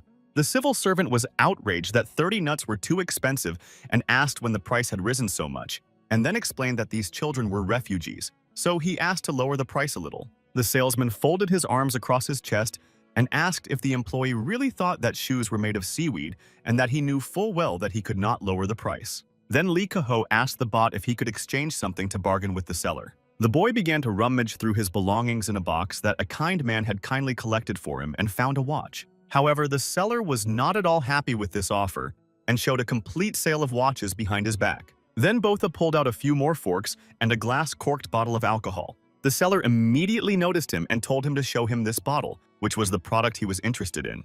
When Botha turned the bottle around to face the merchant, he immediately saw that it said whiskey. The bot was very surprised that the salesman was so enthusiastic about some whiskey, and he didn't know exactly what it was. And the merchant made a very clever expression on his face and said that he thought he could exchange this product for shoes. Botha was very excited about the offer because he and his younger sister really needed shoes, and he didn't know what to do with alcohol, but a civil servant intervened. He walked right up to the shoe salesman and asked him how he could buy 2 damn pairs of shoes for a whole bottle of whiskey. And then the civil servant shouted very loudly to all the people present that these children had a bottle of whiskey. The shoe seller was trying to stop the whole thing, but Lee Kaho didn't stop. He was shouting to people that there was real whiskey here. Then one man came up to Botha and examined the bottle of alcohol and concluded that it was indeed real whiskey, a real bottle, intact, with all the seals in place. And then he said that they hadn't seen real alcohol for a long time. Then different people ran to the children and started offering to buy the bottle, first for 300, then for 500, then for 900. Finally, someone offered 1,000, but Botha just stood there holding a valuable bottle of alcohol and did not fully understand what was going on. The bidding continued, and it became more and more interesting, with people offering 1,200 and then 1,600. Finally, when it was over, Botha and Lita went to their room with new shoes, a bag with different things, and various goodies. My brother said that, in his opinion, very good people live here, and Lita also confirmed that they were given so much for just 1 bottle of alcohol. And then the girl shook her head and said that if they had known this would happen, they would not have poured all this goodness into the ocean. But the bot cheered her up and said that they had no other choice because fresh water was much more important to them than alcohol. And the civil servant listening to this conversation said that the value of things changes depending on the situation and told them to never forget this. Then he leaned closer to the children and said that the only thing that can be trusted here is money, and they should understand that. Finally, they came to a door with the number 14 written above it, and Lee Kaho said that they would be living here for the time being. The door creaked open, and the children looked inside the room and saw a complete mess with all sorts of things thrown around. The place was completely uncleaned and quite dirty, covered with spider webs. Much to the civil servant's surprise, Botha and Lita looked at each other and exclaimed that this was great, this was cool. The children fell on the bed with the dirty bedding, which immediately raised dust, but they were happy to be able to lie on the bed. Then Lita saw a window by the bed, and this also made them very happy because they finally had their own room, and both of them started looking out through that window. And then the girl stepped back from the window with great surprise and told her uncle to look at the sky shining. Lee Kaho didn't like Lita calling him that, but he asked the girl if she was so stupid that she didn't know they were stars. And when Botha heard that those lights in the sky were called stars, he finally understood what his father meant. And the children were fascinated to look at the mysterious starry sky where many bright stars were burning. It was an incredible sight that they had never seen before, as they had always been hiding in the hold from sea monsters at night. Botha remembered a conversation with his father when they were talking about the stars. How upset my father was that his children never saw the stars because they were always below deck at night. And my dad told me that the stars are actually very far away, but they are so bright that you can see them at night. And he said that he would really like to show them to the children somehow, because the stars are beautiful and the father sincerely wanted his children to see how beautiful they are. Tears came to Botha's eyes again when he remembered his father, and now he saw with his own eyes that the stars are really beautiful. The children were admiring the stars, while the United Busan ship was in full swing, with cranes creaking. Dr. Foyd was in charge of the whole process, and he ordered us to slowly lift something out from under the water. Quite slowly, the reels carefully spun, winding around strong ropes and pulling on the chains attached to them, and soon the dead carcass of the sea monster was lifted up out of the water. All the workers involved in that work were shocked to see how huge this monster was. The harpooner Brune was also here, and he was still disgusted by the extremely ugly appearance of this creature. Dr. Foyd, on the other hand, was trembling with pleasure that he had finally found such a valuable specimen for science. The old man told Brune that this is what the top of the food chain of the modern world looks like, a top predator. And it was indeed a Kentrasi who belonged to the 7 sea devils. The harpooner was only interested in one thing, whether he could survive after fighting such a monster. Dr. Foyd laughed and asked Brune if all he could think about at that moment was fighting sea monsters. After all, even to this day, humanity knows extremely little about sea monsters and is in the dark about who these creatures are. The The doctor said that he, as a scientist, was simply obliged to investigate this and reveal the secrets of those sea creatures. His eyes were burning furiously, and he realized that now he was getting a lot of opportunities that he had been dreaming about for so long. And all he wants to do at the moment is to dissect this thing into pieces for the sake of the future of all mankind. Then the professor giggled nervously, and Brun stood there in complete disbelief and eventually asked where Kana had gone. Meanwhile, the girl went to a man named Sting and asked him if he had found out anything about what she had asked for, and he was waiting for her. Kana walked closer to the table where the man was working, and Sting suggested that we get straight to the point. He said that this was real and a great find. On the table in front of them was the sword of Botha and Lita's father, and Sting said with certainty that it was the harpooner's sword. Then Kana wondered how such a valuable thing could be there in that place. She took the sword in her hands with a distinctive ringing sound and raised the weapon up, still surprised that it could be a harpooner's sword. The girl said that in this case, the weapon could belong to only one person. He was a legendary 6-star harpooner named Ma Theon, whom everyone called the one who kills Leviathans. Sting asked Kana what she was going to do now that she had learned such important information. And the girl thought and said that soon a bloody massacre would begin here. She said that the children they found and rescued today should not stay here. Meanwhile, Botha and Lita were lying peacefully in their new bed, the girl already asleep in her brother's arms, and the boy thinking that for the first time in his life he was going to sleep looking at the stars. He remembered that people told him that they did not have to worry about anything because harpooners with stars on their arms were protecting this place. But still, for some unknown reason, Botha could not fall asleep for a long time. After learning this important information about the harpooner's sword, Kana sat on the windowsill in her room and thought. So far, one of the 7 sea devils has been destroyed. On the carcass of this monster, battle wounds were very clearly visible, and everyone can see how desperate the fight was. The girl thought about the weapon she had found. She knew very well who the owner of this sword was. Therefore, it would be logical to think that it was Ma Theon who took the life of Kentrace. Kana wondered why the harpooner did what he did, what he wanted to protect so badly, even at the cost of his own life. She could think of only one answer, that she could only do this to protect her children. Perhaps, after all, Theon was trying to protect his family by engaging in such a terrible struggle. The girl hugged her knees in thought and looked at the small snow globe on her windowsill. Kana recalled her family. Her parents and she were refugees who once lived on the high seas. Like all other people adrift at sea, they had to survive somehow.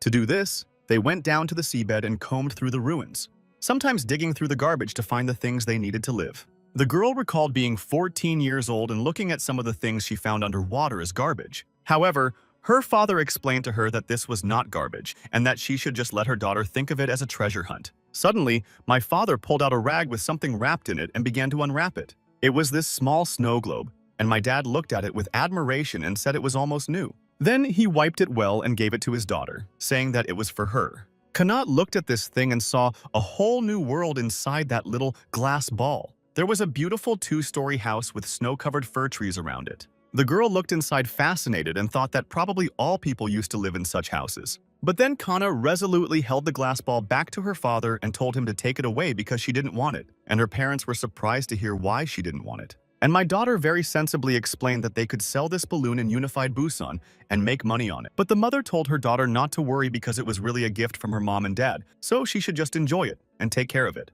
Then the girl shook the glass ball again to make snow inside it and thought that she would really like to live in such a house. All the refugees collected and delivered scrap metal to Unified Busan and received the supplies they needed in return. In their small boats, they sailed up to the huge ship, which Kana could see only from the outside. At the time, this giant ship was the envy and admiration of a 14-year-old child. Sometimes, when they swam up to hand over scrap metal, music would be heard from the ship. The girl realized that people who live here do not have to worry about sea monsters or even strong storms. Kana looked out from her boat and thought that she would really like to live there. After all, every refugee tried to become a full-fledged resident of a united Busan.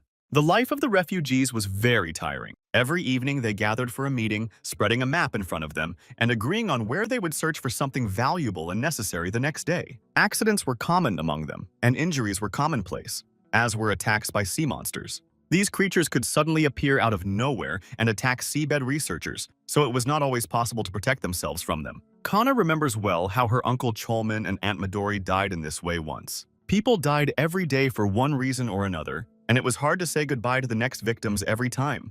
In fact, the life of refugees was extremely cruel and harsh. Looking at all this suffering and deprivation, Malakana could not understand why they had to live like this. One day, after another tragic event among refugees, Kana's father and mother were sitting at the table, and her father said that they just had to find the treasure. Because he was told in unified Busan that they would be accepted and given citizenship if they found that treasure. My mother saw how hard it was for her husband and went to him and hugged him tightly. Kana stood behind the wall and heard all this conversation between her parents, but she was not at all sure that Busan would buy any treasure from them. The girl was completely despondent about this, seeing the hopelessness of their situation. Every day, Kana and her parents would go down underwater in search of valuable things and did not understand where any treasures could come from in this cluttered ocean. But one day, while exploring the ocean floor as usual, Kana's father saw something and thought he had found what he needed. Then he and the other refugees approached the huge gate behind which the relics were supposed to be. A large sign of Masuda Heavy Industries stood on the gate. The refugees opened those gates and went inside and saw a number of huge balls with windows. All the people who were here were happy to have finally found it, and then they did everything they could to lift one of those structures out of the water. When the apparatus was lifted up with titanic efforts, the refugees were extremely happy that they had managed to do it. They hugged each other, almost danced, told each other how good they were, and it was a wonderful day for them. One Kana looked at this pile of scrap metal and could not understand what the treasure of this junk was. But the father explained to his daughter why she was wrong. He said that it was not just scrap metal, but a deep-sea research rig designed by an ancient civilization before the sinking for deep-sea diving.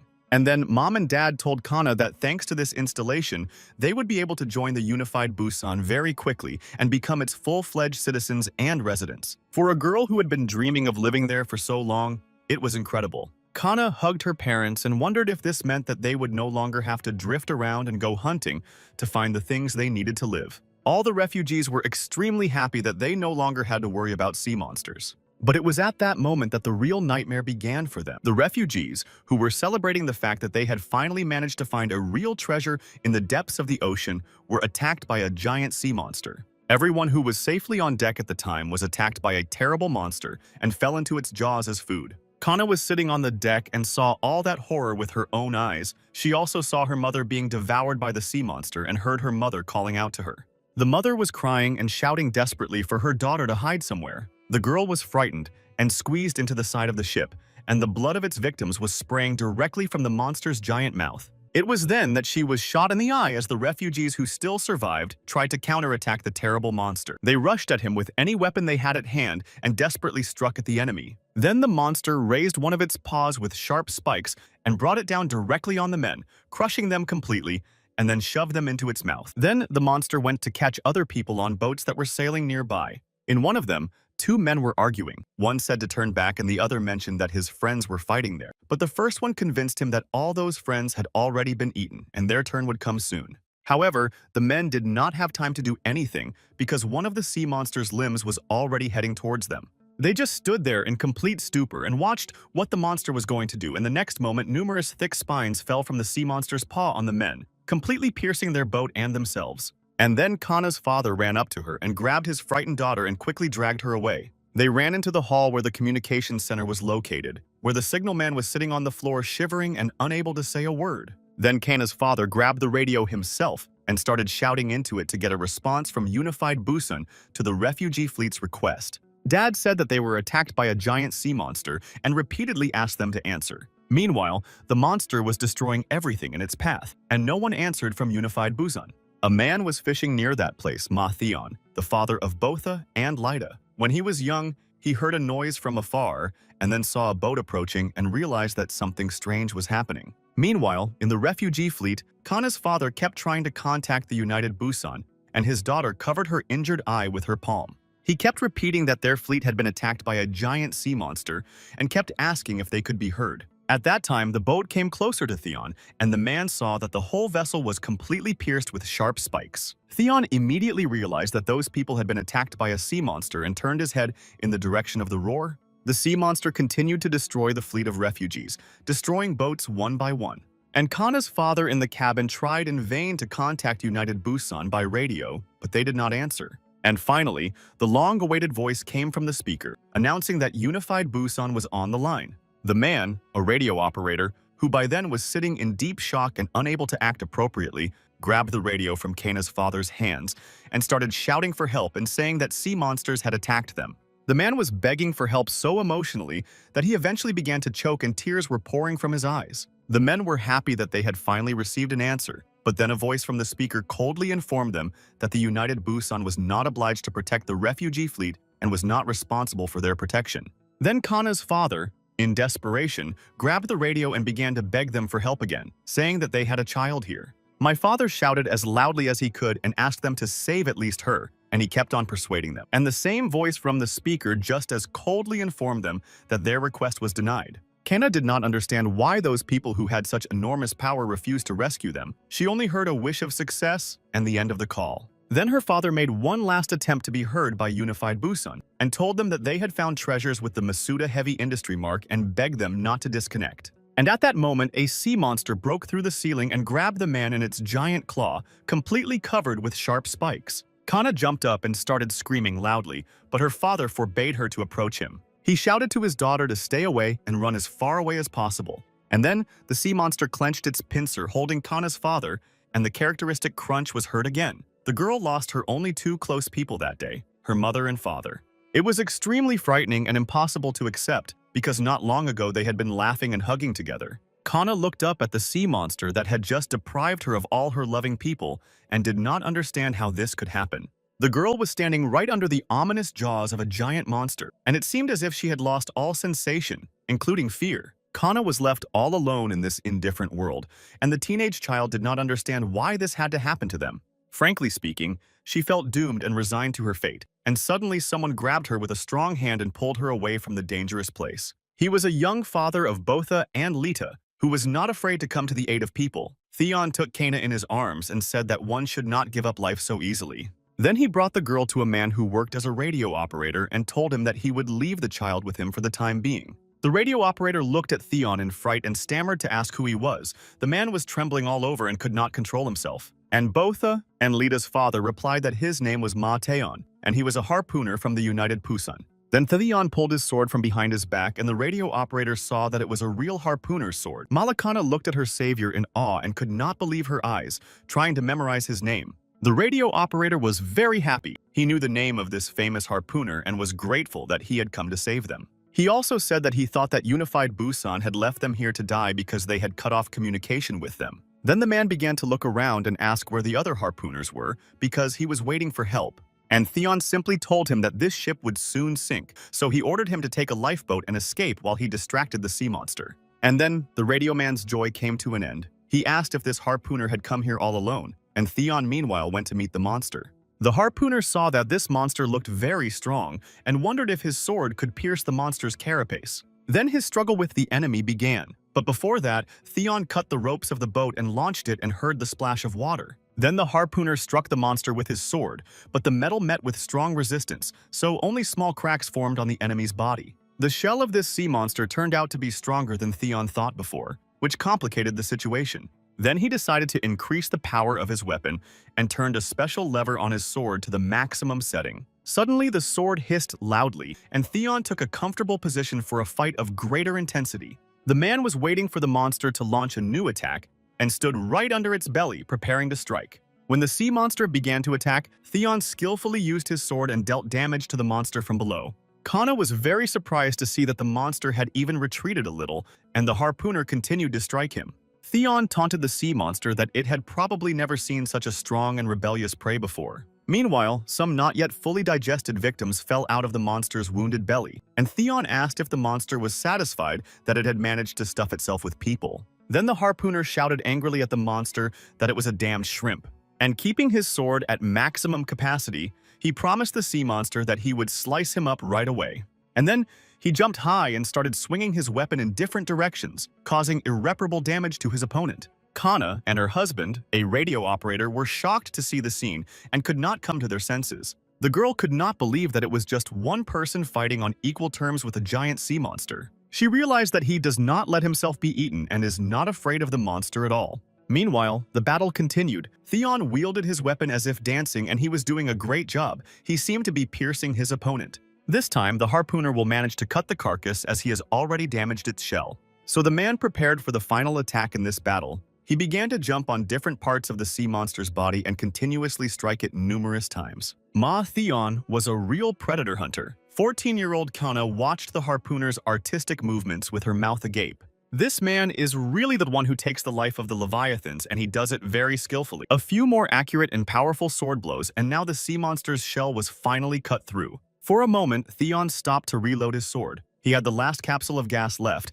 so now he had to finish off the sea monster. The monster must have sensed its end was near, and so it mercilessly and chaotically destroyed everything around it. In this way, he tried to completely destroy the ship and sink it while he was still alive, and the harpooner understood this. Piece by piece, the monster tore off parts of the ship and threw them wherever it could, which made the harpooner extremely angry. And he abruptly got up from his seat and, carrying his sword in front of him, saying that he would take the life of the monster, resolutely rushed into another attack. Meanwhile, one of those parts of the ship that the monster threw with all its might fell somewhere in the place where Kana and the radio man were standing, throwing them in different directions. The girl's legs were pinned by the debris and she could not move and asked the radio operator to help her. However, he looked at her frightened and just started running away from that place, leaving the girl frail and alone. Little Kana began to cry and call out to the man in a trembling voice, stretching out her hands to him, while Theon's battle with the sea monster continued. But suddenly the monster stopped resisting and responding to the harpooner's blows, which surprised the man a bit. And in that moment of relative calm, Theon saw a radio operator run up on deck, shouting that he didn't want to die. Suddenly, the harpooner heard an alarming roar, felt that something terrible was about to happen, and loudly shouted to the radio operator to lie down on the floor. And the next moment, with a terrible whistle, numerous spikes of the sea monster flew towards the harpooner, causing him wounds. One thorny piece cut into Theon's leg, another into his arm, and eventually he managed to hide for a while. The radio operator, on the other hand, was unlucky. He did not have time to hide, and several sharp spikes penetrated his body, taking his life. But the harpooner's right hand was stuck to the wall with one spike, but he was still gripping his sword with it. Then Theon took another spike out of his leg and the sea monster ran towards him, attacking with its claw, barely managing to save his legs. And with his next blow, Theon stabbed the monster with his own sharp stake, even though his right arm was still pinned to the wall. Then, with a titanic effort, he pulled his arm completely out of the stake and jumped high, spinning into a whirlwind. And then, with great power, he struck the monster with a strong blow from a height. He realized that he could not lose this chance, so he struck as many places as he could reach. Then the monster knocked the harpooner off in one fell swoop, and Theon fell to the deck, rolling several times, and it was becoming difficult for him to stay on his feet. He had also completely used up all the gas he had with him, so he couldn't recharge his sword to deliver more powerful blows. The only thing that comforted the man was that his opponent also did not look particularly healthy after a long battle. Meanwhile, the sun had already begun to rise, and it was very bad and life-threatening for the sea monster. The sunlight struck his eyes, which he immediately hid and jumped off the ship into the ocean waters. Theon walked to the edge of the deck and looked overboard to make sure that the sea monster had really escaped. And then, completely exhausted by the long and extremely difficult battle, he weakly went down to the floor. The fact that the monster fled into the sea at sunrise meant that even giant sea monsters hate sunlight. Then Theon gathered all his strength and went to look inside to see how Kana was doing. The man saw that the child was pinned down by the wreckage of the ship, so he immediately began to free her. And then Kana asked if he had managed to destroy the monster, and the harpooner replied that he did not take his life because the monster ate everything he could and ran away because the sun was already rising. And the girl said in all seriousness that perhaps that sea monster would come back somehow.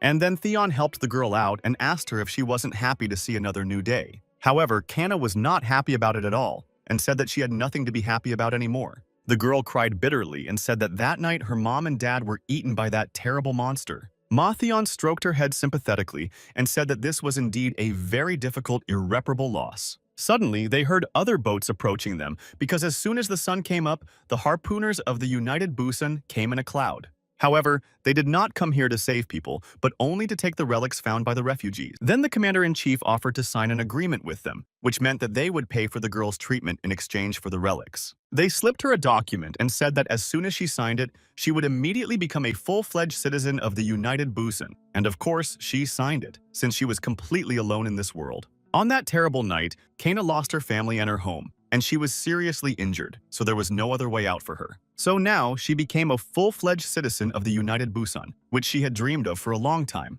And she was sincerely congratulated on this, although she did not understand why she, the only one of the refugee fleet to survive, was congratulated on anything else. Relics found by refugees and a huge claw of a sea monster were delivered to the huge island of this community, and the harpooners there were heroes of the residents of unified Busan. People came to see the new achievements of their association and were amazed at the enormous size of the monster's claws. They were completely unaware of what had happened that night, but they were told that their harpooners had defeated a scutum, one of the 7 sea demons, and even found and obtained a relic. Kana stood there with everyone else, watching and listening to the conversations, and realized that no one here cared about the people who died to make this possible.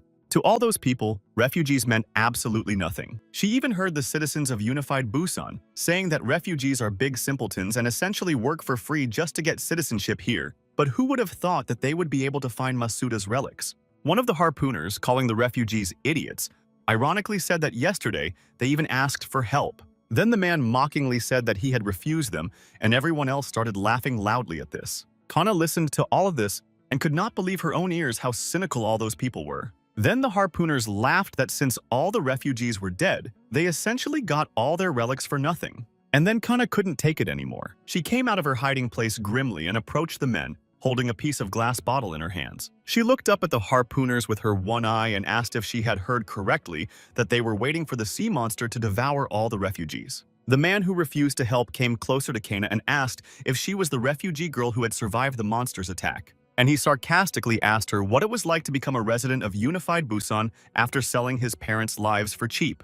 The furious girl immediately attacked the vile man with a shard and said she would destroy him. But he immediately straightened up and sharply hit her in the face, thus completely repelling her attack. Kana fell to the floor and hurt herself, and the harpooner came up to her and said right to her face that he thought all refugees were just dirty vagrants and then called her a slut. The next thing he did was to pull out handcuffs and tell Kana that resisting a harpooner was a serious criminal offense. And then he put these handcuffs on her and said that if they wanted to, they could even execute her on the spot. But I decided to educate the girl about their laws, and in particular, about one iron rule. And the unspoken rule is that the harpooners are the law and justice and fairness in unified Busan. At this information, Khan laughed frankly and in an adult manner, especially at the words about justice. The girl looked up and asked if, when they asked them for help and they just turned away from them, this is called justice, and called them miserable cowards. The impudent harpooner could not stand it and got angry and kicked the girl hard. Then he started shouting at her how dare she behave like that and say such things to them. Then he was joined by 2 other harpooners, and they all started beating the poor girl with their hands and feet. One of them shouted that he would teach her good manners and good behavior. He had already prepared his fist to hit the child again, but suddenly someone grabbed his hand. And it was none other than Ma Theon himself. The other harpooners were now afraid of what they were doing here, and Theon silently decided to teach the impudent men a lesson and began to deal with them at his own discretion, even though he himself was wounded. With one skillful punch, he knocked all 3 of them into a heap and angrily asked what the hell they were doing here, mocking and beating a wounded child. However, one of the bastards replied that Theon had the right to interfere with the duties of his fellow harpooners. These words about his comrade and his noble profession made Theon even angrier. He asked if those bastards called it their duty to kill a poor child. And those harpooners shouted with one voice that this is exactly how it is. They are here to fulfill their duties. Theon's rage increased many times over. He clenched his fist tightly and said he was ready to show them what happens to those who break the law. Now the harpooners realized that Theon was not joking. They were very scared and decided to leave because this is not a man they can handle. But the one who spoke the most in favor of Doha finally told Theon not to be overwhelmed because he may be strong, but he is still just a commoner. He threatened him that if he continued to behave like this, he would be thrown to the fish. This statement only made Theon laugh, and then he asked Kana how she was feeling and if she was okay. Then he and the girl went out on deck, and Theon told her that the unified Busan was not too different from refugee ships, where the stronger ones devour the weaker ones. The only difference is that here, instead of sea monsters, you deal with people. And he explained to her that if she wanted to survive here, she had to become stronger. Then Kana asked him very seriously how people become harpooners. This question surprised Theon a bit, and he asked her instead if she meant to say that she wanted to become a harpooner herself. He also said that it's not that easy. Most people fail and give up quickly. But Kana was stubborn and stood her ground, saying she would do it even at the cost of her own life. The girl clearly stated that she would definitely become a harpooner, no matter what it took. And then Kana smiled crazily and said that after that she would take the life of every monster in this world, every single one of them. And as a result, she joined the harpooners because they did not distinguish between the commoners and the elite. This is exactly what Ma Theon did. He never made a distinction between people of different status. With all his heart, Kana wanted to become a harpooner as strong in body and spirit as Thayon was. And then, when he protected her poor lonely child from injustice, she made him a promise. So now an adult, Kana, a 3-star harpooner, remembered the whole story, and she owed Theon a debt of gratitude. But now, she wondered if her idol had sent his children here on purpose. Kana thought Theon had done it so she could protect them. As the day went on, a siren sounded to call everyone's attention, and a megaphone said that Busan unification was protected from typhoon and sea monsters. The people were told that they were the chosen ones and had to fulfill their duties to make possible the revival of the great unification of Busan. There were calls to work together for a brighter future.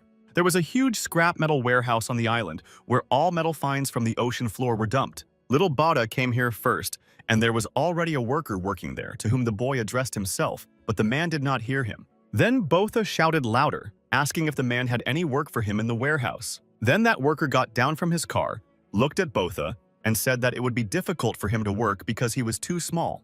The man apologized to the boy and explained that not even every adult can do this job, and Botha noticed the big, strong muscles of the worker. The guy had a list of different jobs for himself, and he couldn't get into the second one, so it looks like he won't be able to get a job doing hard physical work. Then he decided to look for a job where physical strength was not so important. So he turned to a woman who was baking, but she refused him, saying that she did not accept refugees, so he should look elsewhere. So Botha went on, but everywhere he was rejected, and he began to feel sad when he heard a beggar sitting under the wall, asking for alms from passers-by. It was an old woman who could barely tell people that she hadn't eaten anything for several days, and begged them for help. The bot immediately put his hand into his pocket and found 2 nuts, so he immediately threw those little old ladies into the jar without delay. And then he apologized to her for throwing so little because it was all he had, and she thanked him sincerely. The boy explained that he did not have a job at the moment, so he could not give her more, but as soon as he found one, he would definitely give her more. My grandmother smiled pleasantly and said that Botha was a very kind boy. And then she took out something of hers and said that she wanted to give the guy this thing as a sign of her great gratitude. The grandmother had a seed in her hand and said that it symbolized hope, and in her opinion, the seed was more suitable for a boy like him than for an old beggar like her. Botia liked his grandmother's words about hope and took 1 seed and thanked her very much. Then he squeezed the seed in his fist with the thought of hope and felt that for some unknown reason he felt much better. Then Botha went back to his room and decided to count how much money he and Lita had left, and he was sad to see that they had spent half of it in just 1 week. Little Lita was sad that now they wouldn't be able to eat fried sardines, but his brother said he needed to find a job as soon as possible. He had already contacted Mr. Lee Kiho, who explained to him that in Unified Busan everyone works and pays taxes, and if someone cannot pay, they will be kicked out, so he strongly advised him to find a job. And Botha told him that he did not refuse to pay his taxes, but no one wanted to hire him. The boy realized that they would not last long at this rate, so he suggested that his younger sister reduce the number of fried sardines to 1 a day. Little Lita was sad and reproached her brother for spending their money on some strange seeds. And then she took hold of her head and declared that she could not give up the sardines and suggested asking a civil servant for help. And then suddenly, Mr. Lee Kiho came to them. Lita immediately shouted that if you just whistle, he will appear. A civil servant came to ask how the bot was doing with his job search and was very surprised that all employers had turned him down. Then he looked up meaningfully and said that in that case he had no other choice but to use his personal influence. But then he warned the guy that the job he could offer him was a bit dangerous, so whether he was ready for such a bot, he definitely agreed. Then the civil servant took him to the lower floor to the plumbing area where the water supply was running. There, they were met by another employer who read Botha's resume, which was written by Lee Kiho, and stated that Botha was a strong, healthy young man. And the civil servant boldly pointed at the little boy. However, the man attacked Lee Kiho and asked where the hell he was supposed to assign this child, and why the official brought him another refugee. But Kiho said that the man did not trust him. He had brought him a real hero. And Botha really strained his muscles and showed that he even has a hint of biceps. Lee Kiho pointed to the boy's hands and said that he was a natural locksmith. However, the employer had a different opinion, but decided to give the guy a chance to work for him anyway. Botha was very happy about this and thanked the man. Then the civil servant instructed the boy that he should work hard and try his best. Finally, he asked Botha if he remembered what he had said to him earlier, namely, what was the most important thing here, and Botha immediately answered that it was money. Sea monsters may be the most terrifying creatures in the water, but on this ship in Unified Busan, the most terrifying thing is poverty. The Busan unification may protect its people from typhoons and sea monsters, but it does not protect them from hunger, poverty, and disease Let Botha always remember that. The guy thought seriously and tried to memorize Lee Kaho's science, and the civil servant went about his business. Then the new employer told Bot that he shouldn't stand around and get to work. He took the guy to a compartment where other workers were already working, one of whom explained to Botha that they were replacing old pipe sections with new ones. And Botha immediately set to work. He was ordered to stick a stake in one place between the joints of the two sections, and an unfortunate thing happened and stinking waste splashed out of the pipe directly at the guy. The foreman looked at the drawing and said that it did not indicate that there was a sewer. Then he went to his boss and said that the pipes were laid in a complete mess. Nothing fit together at all. And the boss, who was now engaged in welding, replied that in this case their task would be to make sure that everything went together. The boss helped Bot to wash in the shower and said that unfortunately they can't even find parts that could fit this ship after all. It's been 100 years. The Bot was a little surprised to hear the figure of 100 years, but now the boy was getting to know him a little. The current manager was named Kvoran, and he was a veteran locksmith who had been working here for 40 years and had been working on pipes. He knows a lot about the history of this ship. Botha asked him who built such a huge ship, and Kvoran told him that it was people when there was still land there. He also said that people were able to create ships even much larger than that one and had such capabilities. It was an amazing civilization. But no one could stop and prevent several comets from falling to Earth, and also ice pieces that fell to Earth after the collision of those comets with the moon. And of course, after 70 years of continuous rain, the water level in the ocean began to rise. The water was rising higher and higher, and people began to look for solutions to survive in such circumstances. So they came up with the idea of combining dozens of ships together and began to implement this plan. It was their ship that was named the United Busan, in the hope that one day it would return to the city of Busan. One of the workers said that this ship is older than their boss, Kvoran, so if they don't keep maintaining it and patching it up, it will sink soon. And Kvoran said that it is not that old. It has plenty of strength. Little Botha was now beginning to understand a little bit. He saw how the men worked here and how hard their work was. This work was not easy at all. And thanks to these people, the ship is afloat. And thanks to them, Botha and Lita can continue to live in unified Busan.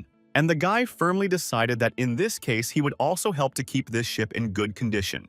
And then he set to work, determined to make sure that United Busan stayed afloat, and boss Hwaran recognized his diligence. The boy looked at those men working tirelessly and decided that he wanted to be one of them. This was also necessary so that he and his younger sister Lita could stay in unified Busan forever. The bot continued to work and suddenly saw that water was starting to collect on the floor. The guy tried to continue repairing the pipe, but suddenly a stream came out of it. The water kept coming, and Bota asked what the hell was going on, and one of the workers said it was a backflow. Then he told his boss that the base was damaged, and that's why the water was flowing in the opposite direction. Then Kvoran shouted at him why he was slowing down and told him to clean this pipe immediately. But the worker said that the collector of this pipe was too deep inside and they would have to disassemble the entire system and take away all the remaining pipes. But in this case, there would be even more water. Kvoran's boss got very angry and asked how the worker could install the pipes in such a way, and the worker justified himself by saying that he was just doing what he was told. Suddenly, I heard an even louder sound in the pipe, and then it just exploded. The water gushed out with even more force, and there was now much more of it on the floor. Meanwhile, upstairs, no one knew about this plumbing disaster, and in the room where Botha and Lita lived, the girl was peacefully watering flowers in flower pots. In general, Lita worked tirelessly. She cleaned their room very well and was happy that Botha would be very surprised to see how clean their house was now. Suddenly, she heard a knock at the door and thought it was her brother, so she immediately opened it and asked if he had found a job. But there was no bot outside the door. There were 3 adult men standing there and they greeted the girl. Then one of them sat down next to her, stroked her head, and asked if her name was Lita. Then the man said that she was very similar to her mother, almost an exact copy of her. The girl was very surprised by what this man said because it was her own family member, and she immediately asked if he knew her mother. The man replied that he used to know her very well, and it was true.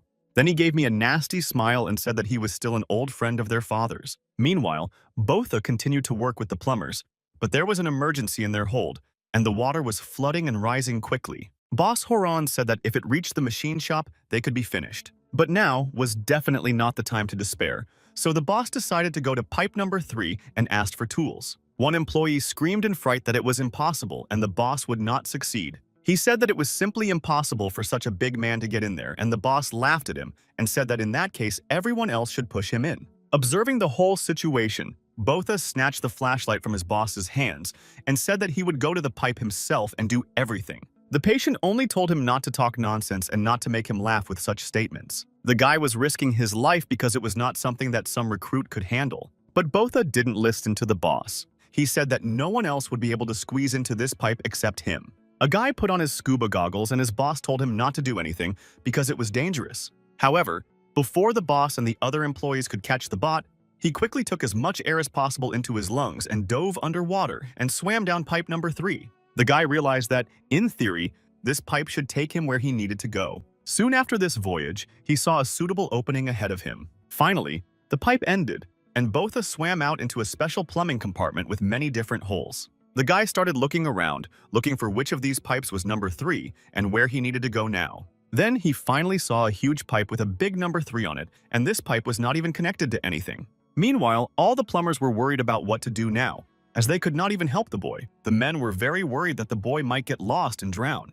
And then Boss Kvoran came up with a great idea of how they could help Botha in this situation. The boy was still looking around confused among the many pipes and was already thinking that he should just turn back. He was very disappointed and angry with himself that he could do nothing and was of no use to anyone. But Voran's boss came up with a method to get through to Botha. He ordered all the workers to knock as hard as possible on the pipe that the guy would need to work with. The plumbers armed themselves with whatever they could, knocking on the right pipe and shouting to it, the water transmitting the appropriate vibrations. The bot swam up to it and touched it. Then I looked inside and realized that they were knocking on the door for him. So, without thinking twice, the boy jumped into this pipe and soon swam to the air pocket. The bot quickly swam out, cleared his throat a bit, and took another deep breath of air. He knew he had very little time left, so he had to hurry. He dived underwater again and swam down the pipe in search of a breakdown that needed to be repaired. He finally managed to find the place that was causing the problem with water flow in the pipes. There was a grate with a lot of different garbage behind it. So Botha began to break up the debris to make way for the water flow in the pipe, and he succeeded. The garbage moved, but it allowed the water to move at a frantic pace. The bot managed to grab the iron grate, but then a shoe flew right into his face and the guy involuntarily let all the air out of his mouth. Now he had a new serious problem because he had no air at all, which was very life-threatening. Even before that, the water flow was so fierce that the guy could not resist. His hand slipped off the grate and bot was carried down the pipe. Meanwhile, Kvoran's boss and the other plumbers saw that the water had formed a vortex, so they knew that the boy had succeeded. The water actually started to come down, and the men realized that the guy had coped with a difficult task. They were all very happy and proud of the new employee, even though he was still young and very cool. However, time passed and Botha still did not return, and the boss of Kvoran realized that things were bad. 8 minutes had passed and the workers began to worry that something bad had happened to the boy. Finally, all the water accumulated in the hold had completely drained away. Warren wondered why Botha did not get out of there. Perhaps he was lost. Meanwhile, 12 minutes had already passed, and the little guy was still floating in the middle of the common sewer. The bot saw that the place where it needed to go was still quite far away, and it was already having a hard time breathing. The guy was a little scared for a moment, and then he just lost it and thought that he would end his life here. Meanwhile, 18 minutes had passed, and the bot simply began to drift in the middle of the water, a wrench falling out of its weak hand. Boss Kvoran was still shouting through the hole for his little employee to get out of there now. The other plumbers stood there sadly, realizing that too much time had passed since Botha had gone on a mission underwater. One of the workers tried to calm down his boss, telling him that 24 minutes had already passed, so he should accept it because it was over. Now he was taking the wrench from his boss's hand, and he was very depressed by the tragedy and did not want to believe it. The patient cried out that he was a very young boy and all this happened only because of him. And suddenly, to the great surprise of everyone present, Botha got out of the pipe, dived out of the water, and fell to the floor. One man looked at his watch and said it couldn't be because 30 minutes had passed. The guy had been underwater for 30 minutes. Boss Kvoran immediately picked Botha up off the floor and hugged him tightly. He could not believe that the boy had managed to survive. He squeezed him with his arms around him, and thus excess water came out of the boat. The patient could not get over it. He thought the guy had already died. Then the boss started asking for details and asked if the bot could find an air pocket. Botha was now coming too. He wiped his nose with his hand and said that it was the air pocket that saved him, otherwise he would not have gotten out.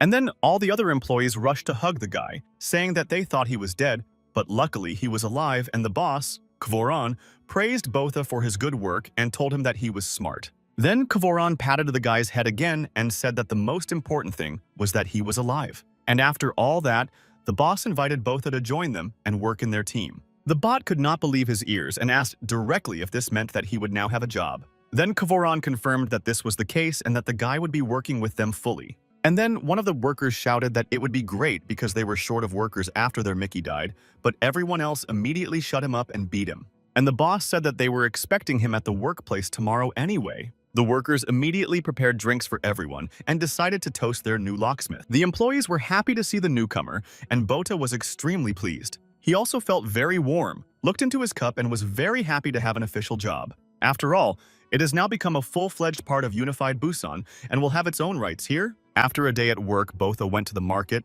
bought some groceries and other goodies, and ran home to tell his little sister that he had gotten a job. Very quickly, the boy ran into their room and shouted to Lita from the doorway that he was back. And the kid was sitting on a chair in the middle of the room and did not express her emotions about it. She was acting very strangely. Bot got excited and came closer to his sister and asked her what was wrong or if she was in pain. But then suddenly little Lita screamed frantically for Botha to get out of here immediately. However, of course, before he could realize what was going on, he was immediately attacked by a man who hit him in the face. It was the same bastard harpooner named Dohu, who had once had a conflict with Botha and Lita's father. He said that when he saw the boy's name in the report, he thought his heart would stop. And now the firstborn son of Theon, Ma Botha Dohu, was standing in front of him. Then he kicked the little boy again, painfully, right in the chest. After that, the bastard grabbed the boy by the hair and asked if his father had died in the mouth of a sea monster. But he feels very bad about it because he really wanted to take his father's life with his own hands. Looking directly into the boy's eyes, Dohu told him that his father was a traitor to the Unified Busan. The other two harpooners were also here with Doha. The children were sitting on the floor, little Lita hugging her older brother. Botha could not believe his ears. What he heard about his father did not fit in his head, and this is how the harpooners welcomed the children home. The brother and sister could not even defend themselves because they were attacked by 3 adult men, citizens of Unified Busan, who called the children puppies of a lousy traitor.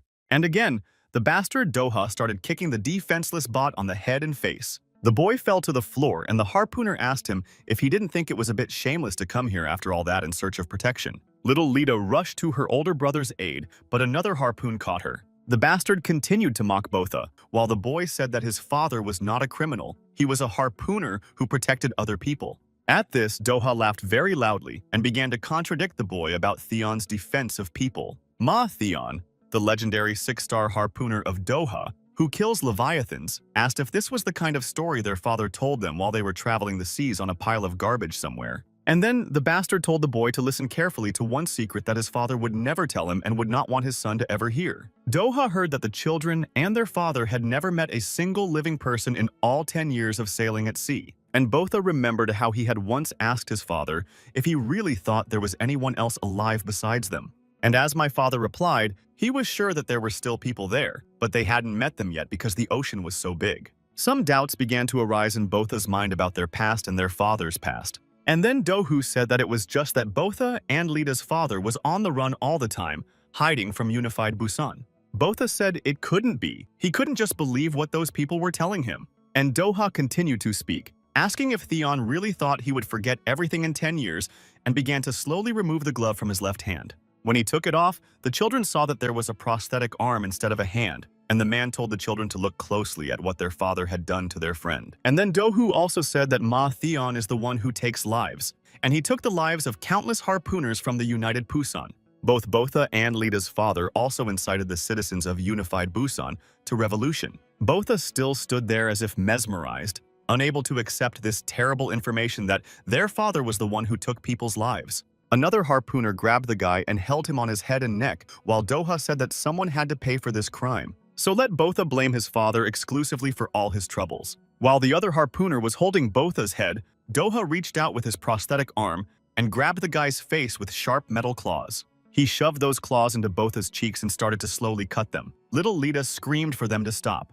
And then, suddenly a siren sounded and an order was given through the loudspeaker for all harpooners to report to their combat positions. The siren kept sounding, announcing the emergency to everyone in Unified Busan and summoning the harpooners to their combat positions. People began to go out into the common corridors to the common squares, all worried that they were attacked by monsters. Unified Busan was under another attack by sea monsters, and those harpooners who mocked Botha and Lita also needed to come to its defense. Meanwhile, some boats were hurriedly approaching the United Busan ship, and they had only a little more time to go.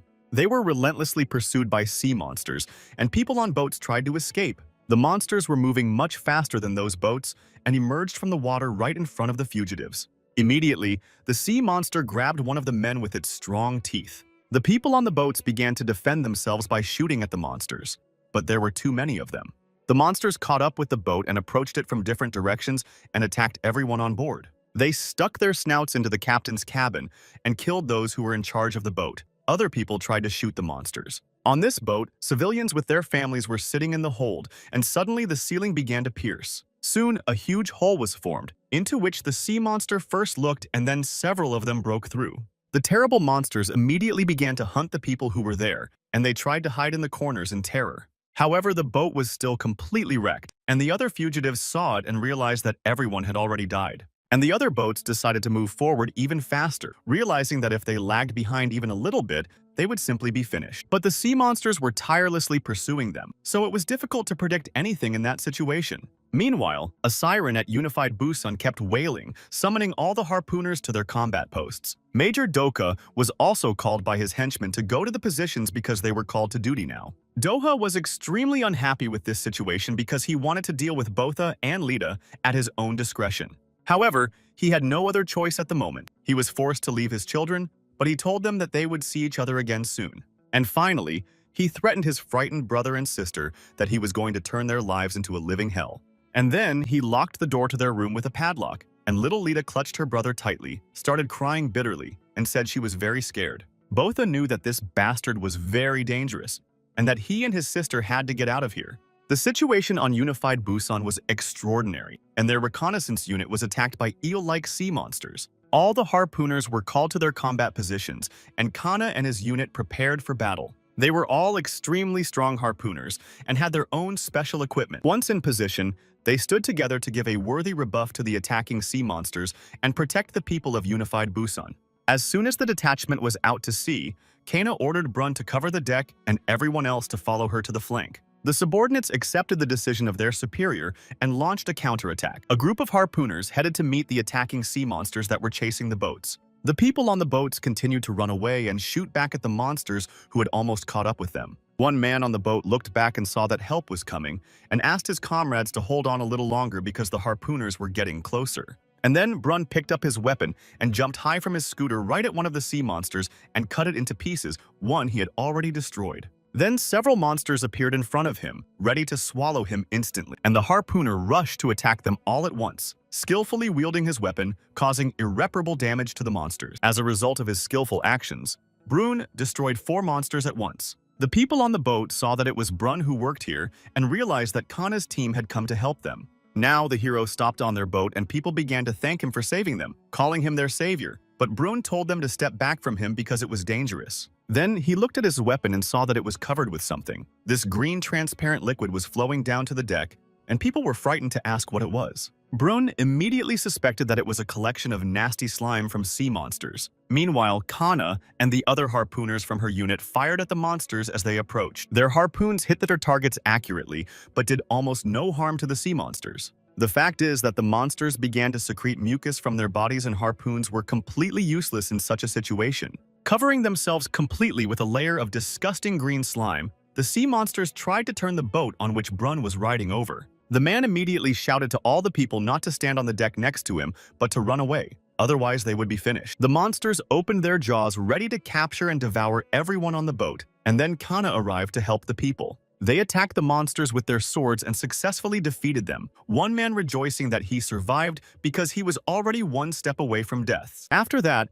Kana ordered Brun to take the people off the boat to a safe place while she distracted the sea monsters.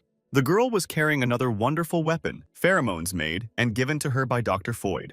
However, Kana herself did not really believe that these pheromones would help her in the fight against the monsters. But she decided to use them anyway and test their effect on the monsters, so she didn't hesitate to crush the capsule with the pheromones and spread them on the monsters. And immediately, there was a noticeable effect from the use of those substances. The mucus began to come off the sea monsters. They reacted to them. As a result, the monsters retreated, and meanwhile, in Unified Busan, a strange knocking sound was heard in one of the pipes. Then the hatch opened and Bot and Summer Girl got out of it, and she was immediately afraid that it was very high, and her brother advised her not to look down. Then the children began to move along the pipe against the outer wall of the ship's side, and Lita was shaking as she did so. Finally, they passed that part of the difficult road, and Botha jumped on the platform and helped his sister. Lita gave him her hand and jumped down from the pipe directly into her brother's arms and hugged him tightly. There were a lot of people on deck, and they were all chanting Kana's name because the harpooners were fighting sea monsters. Little Lita remembered that this was the girl who had saved them when they were alone in the ocean. The children also looked overboard and saw several sea monsters chasing the canoe and all the people supporting it. This sight frightened Botha and Lita as they saw the danger of the harpoon, and Kana herself had a plan to defeat the monsters, but it was too early to strike the final blow. And now, the monsters had almost caught up with her and opened their terrible jaws, ready to swallow the girl, but then she gave the order to kill. Immediately, a jet of flame burst out of the side wall of the ship and completely engulfed all the sea monsters. Thus, all the monsters who were chasing the girl died in that devastating flame and drowned. Kana was a really strong star harpooner, and Botha admired the way she dealt with monsters. Brune also spoke enthusiastically about how ruthlessly professional Kana is. People on the boat shouted words of gratitude to the girl for saving them from the monsters, and those on board the United Busan continued to chant the name of their glorious defender. Harpooners are warriors who fight sea monsters in order to protect their cities and their inhabitants. Botha thought about the fact that she was one of those harpooners in Unified Busan, and he recalled Doha's words about the so-called secret that his father would never have told him, namely, that Theon was the one who took lives, and he took the lives of an incredible number of harpooners of the United Busan. So Botha and Lita's father is considered to be the one who takes lives here. At least that's what Doha said. Or maybe his father was a real warrior who defended people's lives by destroying sea monsters. Now Botha seriously wondered who his father really was and how he could find out the truth. Now that he and his younger sister are alone, Botha is at a loss for what to do. Meanwhile, Doha and his henchmen returned to the children's room to continue their torture. But they saw an open sewer manhole, even though they could not think that the two would use this way to escape. Doha was very angry about this and immediately ordered his henchmen to find the children at all costs. He even said that he didn't care if they found them alive or dead, and if they had to take their lives, let them do so, as long as they brought those children back. Unfortunately, little Lita lost her shoe while running away, and now she was walking half barefoot. Botha wondered where he and his sister would go now. Suddenly, the children heard a disturbance in the crowd, and people parted in confusion. Not far away, we heard shouts ordering people to move aside and give way to someone. And then Botha heard a conversation among the people that this chaos was caused by harpooners. They were looking for someone. The boy immediately realized that it was he and Lita who were being searched for by Doha and his henchmen. The bot knew that they needed to hide as quickly as possible so that the harpooners wouldn't find them. He grabbed his little sister so hard that she cried because she was hurt, but Botha was only thinking about where to hide. Unified Busan is actually very large, and it is possible to get lost and hide in it. But he and Lita have no place on this huge ship. They simply have nowhere to go. Suddenly, the children heard the harpooners very close to them, and Botha asked his sister to behave as naturally as possible. And then the children heard someone stopping them behind them and ordering them not to move. Both Botha and Lita stopped, and meanwhile the voice ordered them to come to him immediately. The children trembled all over and turned back cautiously. There they saw several harpooners approaching someone and ordering them to follow them in silence. The boy saw the same old beggar to whom he had donated money the day before. The old lady begged the harpooners to let her go and explained that she was sitting there only because she was sick. Botha recalled how he apologized to the old woman for donating so little money to her, but it was all he had at the time. In return, his grandmother also gave him something as a sign of her deep gratitude. An old beggar gave the boy a seed and said that it represented hope. After that, the old lady smiled sweetly and said that such seeds were more suitable for a young man like him than for an old poor beggar. And now the harpooners came to that old lady and wanted to take her somewhere, and she begged them to leave her alone with tears in her eyes. And then Botha heard people in the crowd discussing the situation. One man said that he had heard that this beggar had not paid taxes for 3 months, and a woman, on the other hand, sympathized with the poor old woman because she would be kicked out of Unified Busan. Then Botha asked the woman where they could take the old woman, and the woman said that they would just put her on a raft and send her on her own. And such an exile is tantamount to taking one's life because such lonely swimmers are sooner or later devoured by sea monsters. The harsh harpooners were already dragging the old woman along when a man approached them. He said that he would pay taxes for this woman this month. Of course, the law is important for everyone, but she is still a human being, and first they should save her life, so the man is asking now that the old woman be forgiven at least for this time and let go. This man was immediately supported by other people in the crowd. who demanded that the woman be released, because in her hands the old woman would not even last a day outside without help. The citizens of unified Busan stood up for the old beggar and chased the harpooners away from her. Suddenly, someone shouted loudly what was going on here and why there was such a noise. Botha cautiously peered out among the people and saw that Doha and his henchmen had entered the hall. He began to tremble because he and Lita hadn't had time to hide from those bastards yet. When the other harpooners explained to Major Do what was happening and what was the reason for the riot, he asked the man who had first stood up for the old beggar and asked him if he wanted to pay for the old woman. The man was a little scared because it was illegal to do so, but he confirmed his offer. Then Major Dohu sternly asked the man if he was really trying to go against the laws of the unified Pusan. He began to tell people to assume that the harpooners would close their eyes and ignore this incident. But in this case, who will pay for this old beggar next month, and then the next month, and then the next?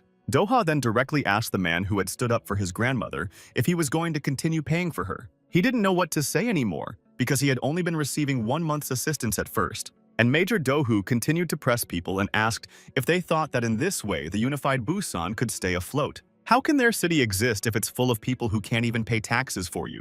All the people stood silently and just listened. They had nothing to appeal to, and Doha asked specifically who was ready to take responsibility for this old beggar. Botha again recalled his father telling him about the place where he used to live and where the harpooners were. Now, the boy realized that harpooners like Major Doku were not the warriors his father had told him about. My father used to talk enthusiastically about real harpooners who fight sea monsters to protect people and their homes. Botha mentally communicated with his father and told him that the harpooners of unified Pusan do not protect people without money. Then the boy recalled how proud his father was to show him the tattoo that meant he belonged to the harpooners. And then Botha, looking at the outrages that Major Doha is committing here, began to think about what his father was like. Tears welled up in the boy's eyes as he remembered his father well and had a very special idea of him.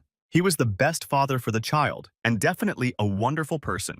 And then something terrible began to happen on board. The harpooner approached an old beggar woman, grabbed her hand and shouted loudly for her to get up. His grandmother grabbed onto his clothes and tearfully begged him not to do it, asking him to give her a little more time. People began to whisper among themselves a little more, but no one spoke out openly, and the harpooners shouted at the crowd not to dare to contradict the laws of Busan. Major Doha shouted to them that they were all safe from storms and sea monsters only because of unified Busan.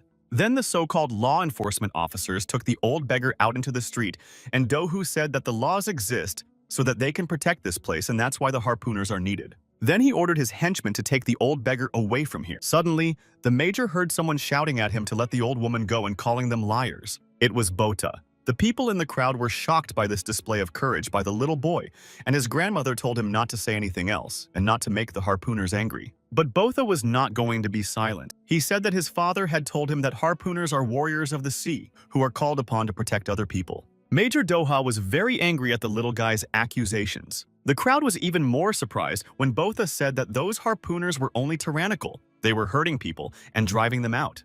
And finally, the guy said that it is impossible that a person who is trying to throw his grandmother into the sea to her certain death can be a harpooner. Major Doku could not contain his rage and hit the guy in the face with all his might, saying to shut up. Botha fell to the floor, and Dohu continued to tell him how dare he talk to him like that and say something. Then the major said that he was a harpooner who swore allegiance to this ship.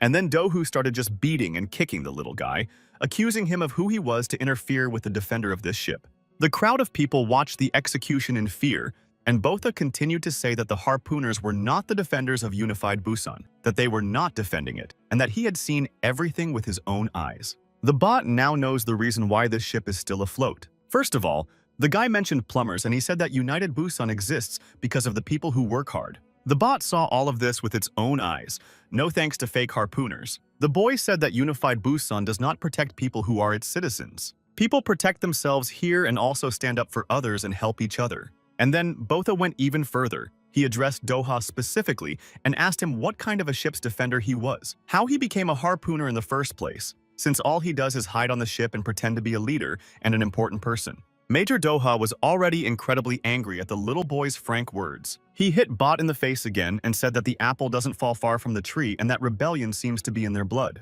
However, Botha stood up again and said that his father was a good man and he could not have been a traitor. But the major grabbed the guy by the collar and said that everyone here in unified Busan knows that Ma Theon was a traitor and a life taker. Here, the crowd was surprised to hear questions about who these children were, if they were Ma Theon's children. Little Lita threw herself at Major Doha, grabbed his arm, and screamed at him to let Boda go. However, the Major, not paying attention to the fact that it was a very young child, pushed her hard and the girl fell to the floor. This bot could certainly not forgive anyone. He would never allow anyone to hurt his little sister. So he took a good swing and hit Major Doha with all his might so that he turned over and fell.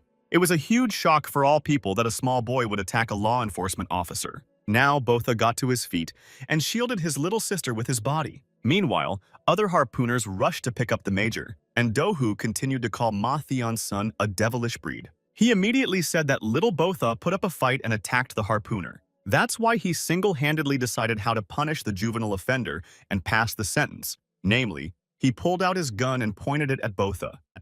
The boy had already prepared for the worst, but then an old beggar intervened and began to beg the harpooners not to move the children and let them go. However, Major Dohu was relentless. He did not listen to anyone, and he had long wanted to deal with Ma Theon's children, so he shot in cold blood. Numerous bullets flew in the direction of Botha and Lita, and then, in the moment between those bullets and the children, Kana appears and begins to skillfully deflect each of them. Having repelled Doha's attack on the children, Kana belligerently stood in front of them with her whole body showing that she would not allow them to hurt Bot and Summer. The people in the crowd did not even know how to react to the surprises they saw today. The harpooners were also shocked, and the Major looked at the girl and said that she had gone completely crazy.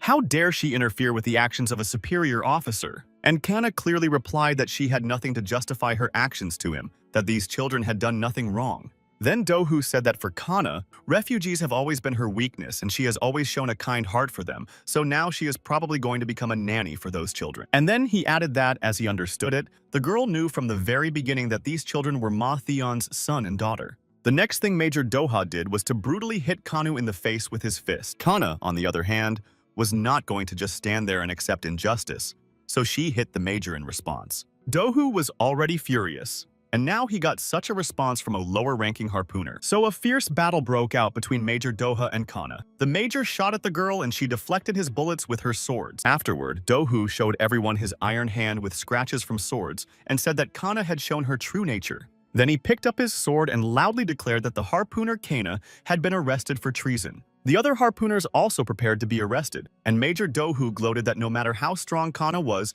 she could not cope with all of them. However, Kanya did not care about his words. She knew exactly what she was doing, so she pointed her pistol in the direction of the harpooners. And then a shot rang out and the bullets hit the electrical panel and completely destroyed it. It just caught fire. As a result, the power went out on the entire ship. Major Doha did not expect such a turn. He immediately ordered everyone to block all exits.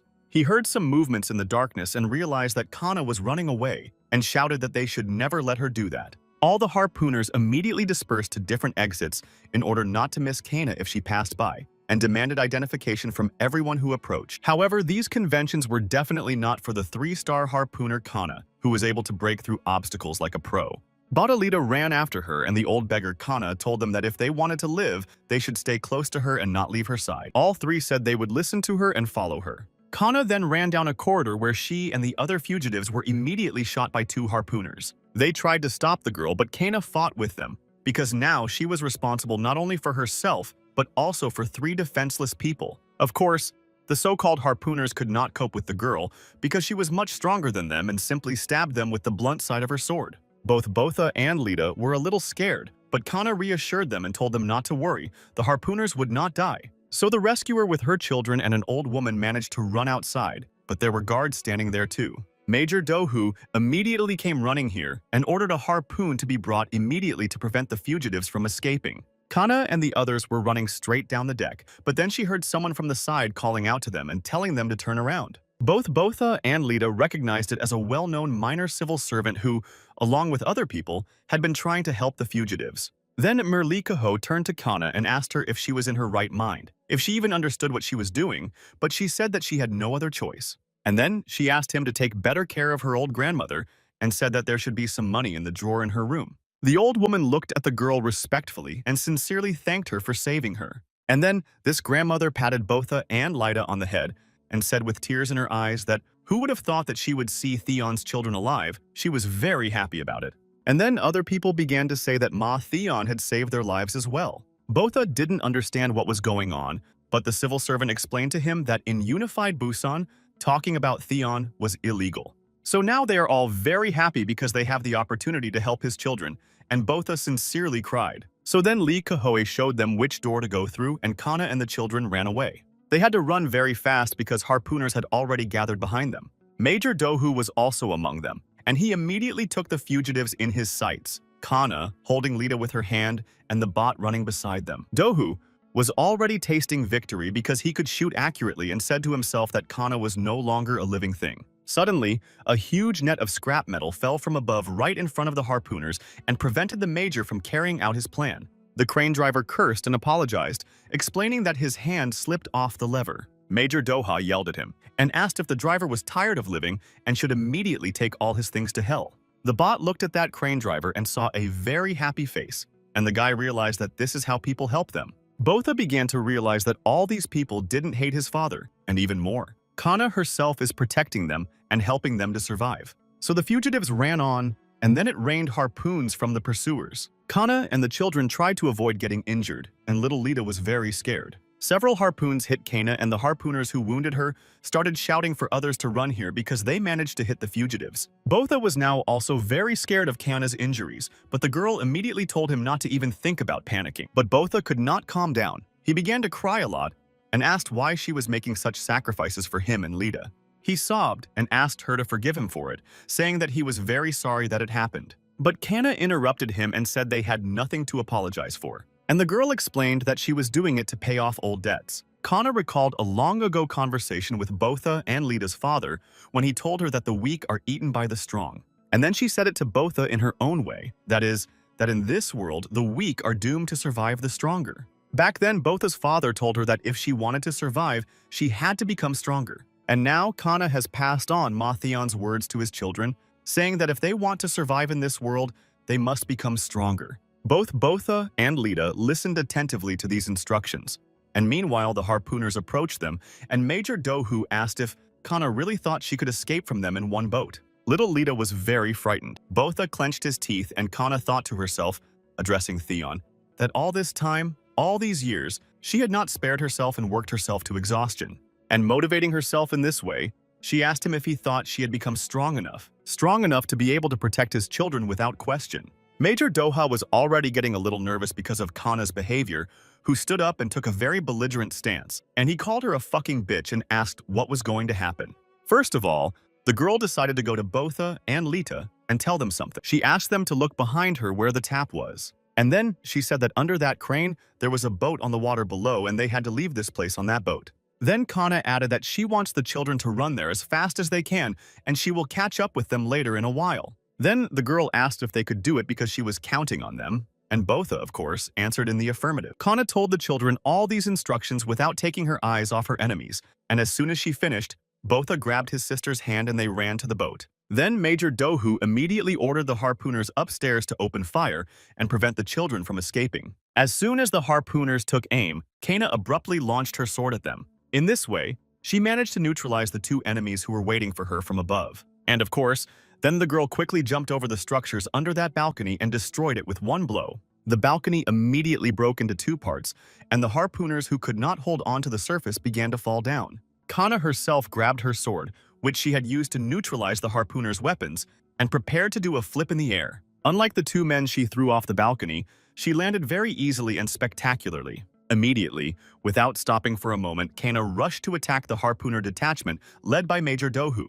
Doha ordered his subordinates to do justice in the name of the law and uphold justice, and thus show the traitor what it really means to be a harpooner. Kana ran forward, and as the harpoons rained down on her, she grabbed a metal plate as a shield that had fallen from the destroyed balcony before. As a result, all the harpoons got stuck in that homemade shield without harming the girl, and Major Dohu decided to approach the enemy. Thinking that Kana was hiding behind that metal sheet, the Major struck at him. The piece of metal broke in two, but the girl was not behind it, which was a surprise to her enemies. And then, to the great surprise of Doha and everyone else, they saw Kana descending on them from above. The girl immediately prepared to strike the Major, but he managed to defend himself from Kana's sword. Immediately, all the other harpooners rushed to defend Doha and attack the opponent, but Kana skillfully deflected all their blows. In the end, the girl repelled all the attacks. The harpooners were shocked, saying that Kana was not a person but a monster. However, Dohu saw that the girl was only knocking out her opponents, not taking lives, and said that she would never be good enough and would always remain weak because she could not protect anyone with such determination. Kana briefly asked him if he was sure of what he was saying, and then she said that in that case she would now fight them just like she fights sea monsters. And Major Dohu fiercely replied that they would see how long she could throw around such words. He immediately rushed to attack the girl again. Their swords crossed, and another fierce battle ensued. And at some point, Kanya was uncomfortable with the harpoons that hit her, causing her wounds and sticking out of her leg, and she backed off a bit. And Dohu immediately laughed gloatingly at her. "What happened? Is she a little tired?" But Kana immediately ran at him, and approaching him from different sides, inflicted severe injuries. Now, Major Doha had deep cuts all over his body that immediately began to bleed heavily. Kana told him to get up because with such determination he would never be able to protect anyone, and the two enemies crossed swords again. Meanwhile, Botha and Lita ran to do what Kana told them to do, and finally, they arrived at the crane she had told them about. Little Lita looked down and saw a boat splashing on the waves, and now the question arose of how to get down to it. Suddenly, two harpooners approached the children from different directions and asked if they were the children sought by Botha and Lita. And then one of them ordered me not to even think about doing anything, but to follow them. And then Botha didn't think twice about grabbing his little sister in his arms and jumping overboard with her. The harpooners just got up to shout after them to stop, but it was too late. Both Botha and Lita found themselves aboard a huge ship. Although they were extremely scared, they had to escape from their pursuers. In a moment, the children found themselves on a cargo tied with a net that was being lowered into the water. The harpooners did not expect such a bold and desperate act from them, and they were angry that the children managed to escape from them. Botha was very happy that he and his sister had survived, and Lita scolded him for scaring her with his prank. The pursuers, however, were not going to give up so quickly and let the fugitives go. One of them ordered the other to go upstairs and stop the crane. The other ran to execute the order, and while the children were rejoicing that they had managed to get away from their pursuers, one of the harpooners jumped on the cargo. Both Botha and Lita immediately fell silent in surprise, and the pursuer grabbed his weapon and told the children not to hold it against him. Then he waved the weapon and said that he was only following orders. Meanwhile, Kana had completely dealt with all the harpooners who opposed her, and Major Dohu was sitting weakly under the wall with numerous wounds on his body. He exhaustedly asked the girl if she wanted to finish him off now. It was very difficult for him to hold on, and he also lost his iron arm, which Kana had cut off with her sword. The major called the girl an ungrateful scum and said that this is why refugees should never be pitied, because such a useless emotion as pity does not allow us to give an adequate assessment of such freaks as her or Theon. And if you let those seeds germinate, they will create exactly the same chaos as they did. And then the major added that she shouldn't have sent Botha and Lita alone, because he had long ago learned about the boat the girl had prepared for the escape. And it was for this reason that he sent his people in advance to the direction where the boat was sailing. This means that Theon's puppies must already be lying there lifeless. And Dohu said with satisfaction that they had finally succeeded in destroying the traitor to the root, as well as everything related to him. Kana immediately ran to the place where she had sent the children to flee in order to be in time to save them. Major Dohu laughed and shouted after the girl to run faster if she still wanted to see their lifeless bodies. Kana raced as fast as she could to Botha and Lita. She could not let those children die. At the same time, a struggle broke out between the children and the harpooner, and the man swung his weapon at Botha. But the guy, much to the bastard's surprise, managed to dodge the blow. Then the harpooner took a second swing at the child, and again Botha skillfully avoided this blow and then sharply pulled the net on which his opponent was standing. And the very next moment, the harpooner, who was unable to keep his feet on the platform, flew off and began to fall down into the open sea. And already swimming among the salty waves, he shouted to the children to be cursed and that he would soon reach them. But then he suddenly heard a characteristic hum, and the next moment found himself in the huge mouth of a sea monster. Thus, this harpooner was completely neutralized by a huge monster. But this sea monster continued to swim near the boat that was prepared for Kana's escape with the children. And while Botha and Lita were wondering what to do next, their rescuer jumped onto the metal platform.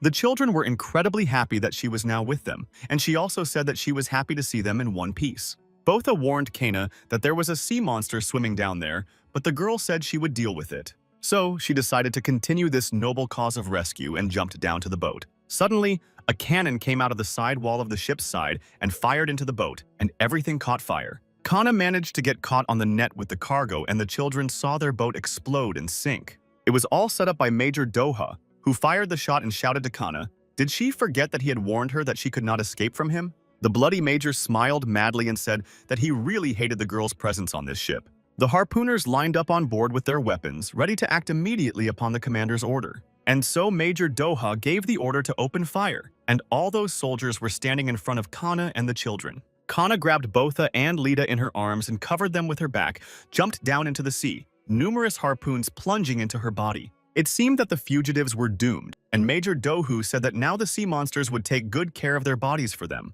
The bastard decided that now it was finally over. Kana, Botha, and Lita were sinking deeper and deeper underwater when a submarine approached them. Kana's team was on board, and one of the harpooners said that he understood the burning boat was part of the plan, and Brun said that it might be. In any case, this is the only way Doha can think that Kana and the children are dead. So everything ended up with Kanu, Botha, and Lita being picked up by the submarine, and 4 years have passed since then, and Botha is now 17 years old. The Oasis seaport was located on the ruins in the middle of the ocean.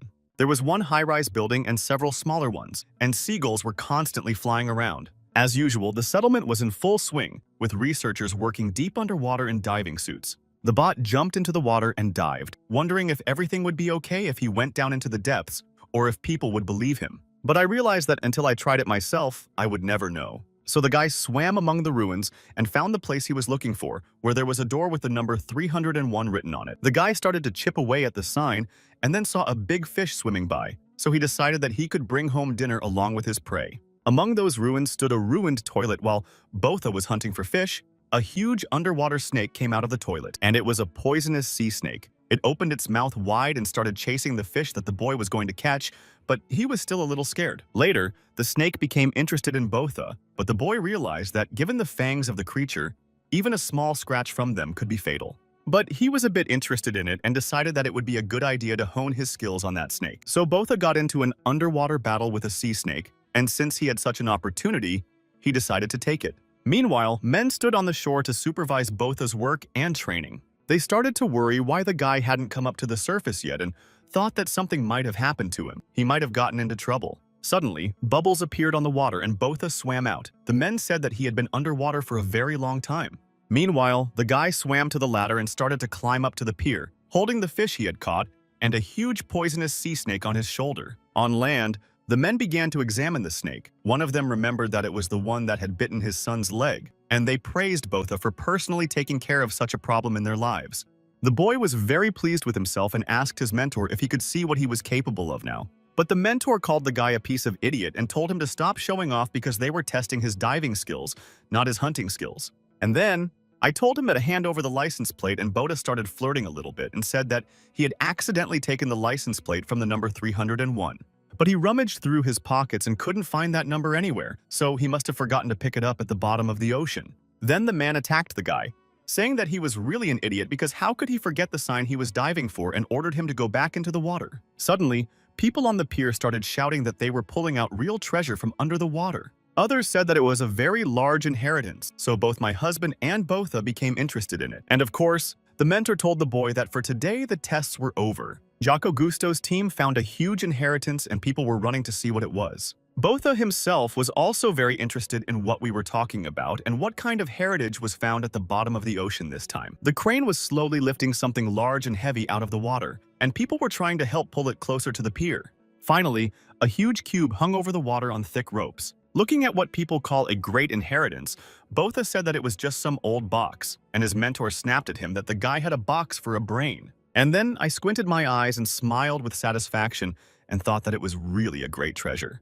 People managed to get out of the water a huge box with supplies that their ancestors had prepared long ago before the dive. Such boxes can store an assortment of medicines, clothing, and other essentials. And this is a real legacy left by people a century ago for their descendants, for those who will still be alive. When the box was opened, I saw that there were indeed various supplies of medicines, and all of them were in good condition. People praised Jaco Gusto's team.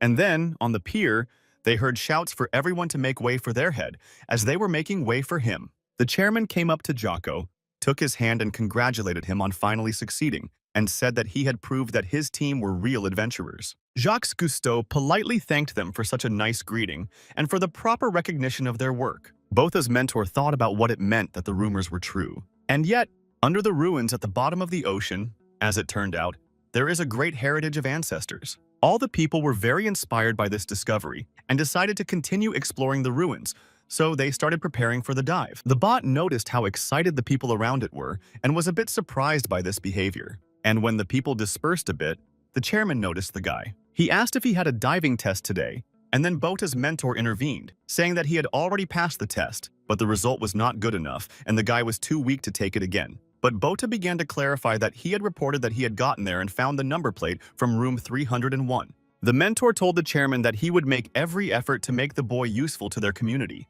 The chairman smiled pleasantly and said that he was looking forward to this day, and then he was about to add something else. And he said in a very pleasant voice that the boy had grown up a lot since the first day he was in their community. And Botha, in turn, said that he was very grateful to the chairman for receiving them and providing assistance and grateful for his constant support.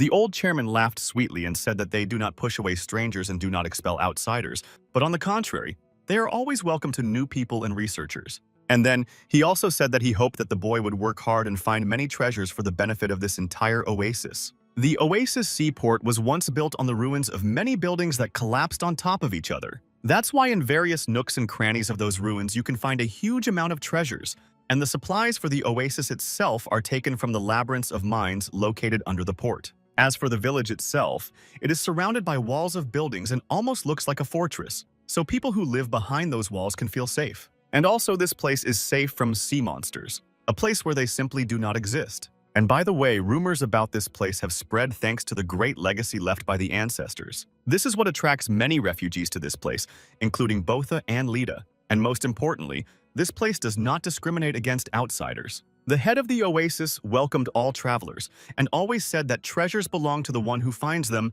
and the one who finds them keeps them. It seemed that all those who already lived in the oasis were rather glad to see the newcomer, and the people always chanted their slogans even deeper and farther to greet their chairman. And all this was in stark contrast to the nasty Major Doha, who did not even consider refugees to be people. And the United Busan ship he controlled was also not allowed to board anyone. In contrast, the Oasis seaport was completely different in relation to all people. In the Oasis port, if someone finds just one such useful treasure such as Jocko Gusto's team found, they will instantly become rich.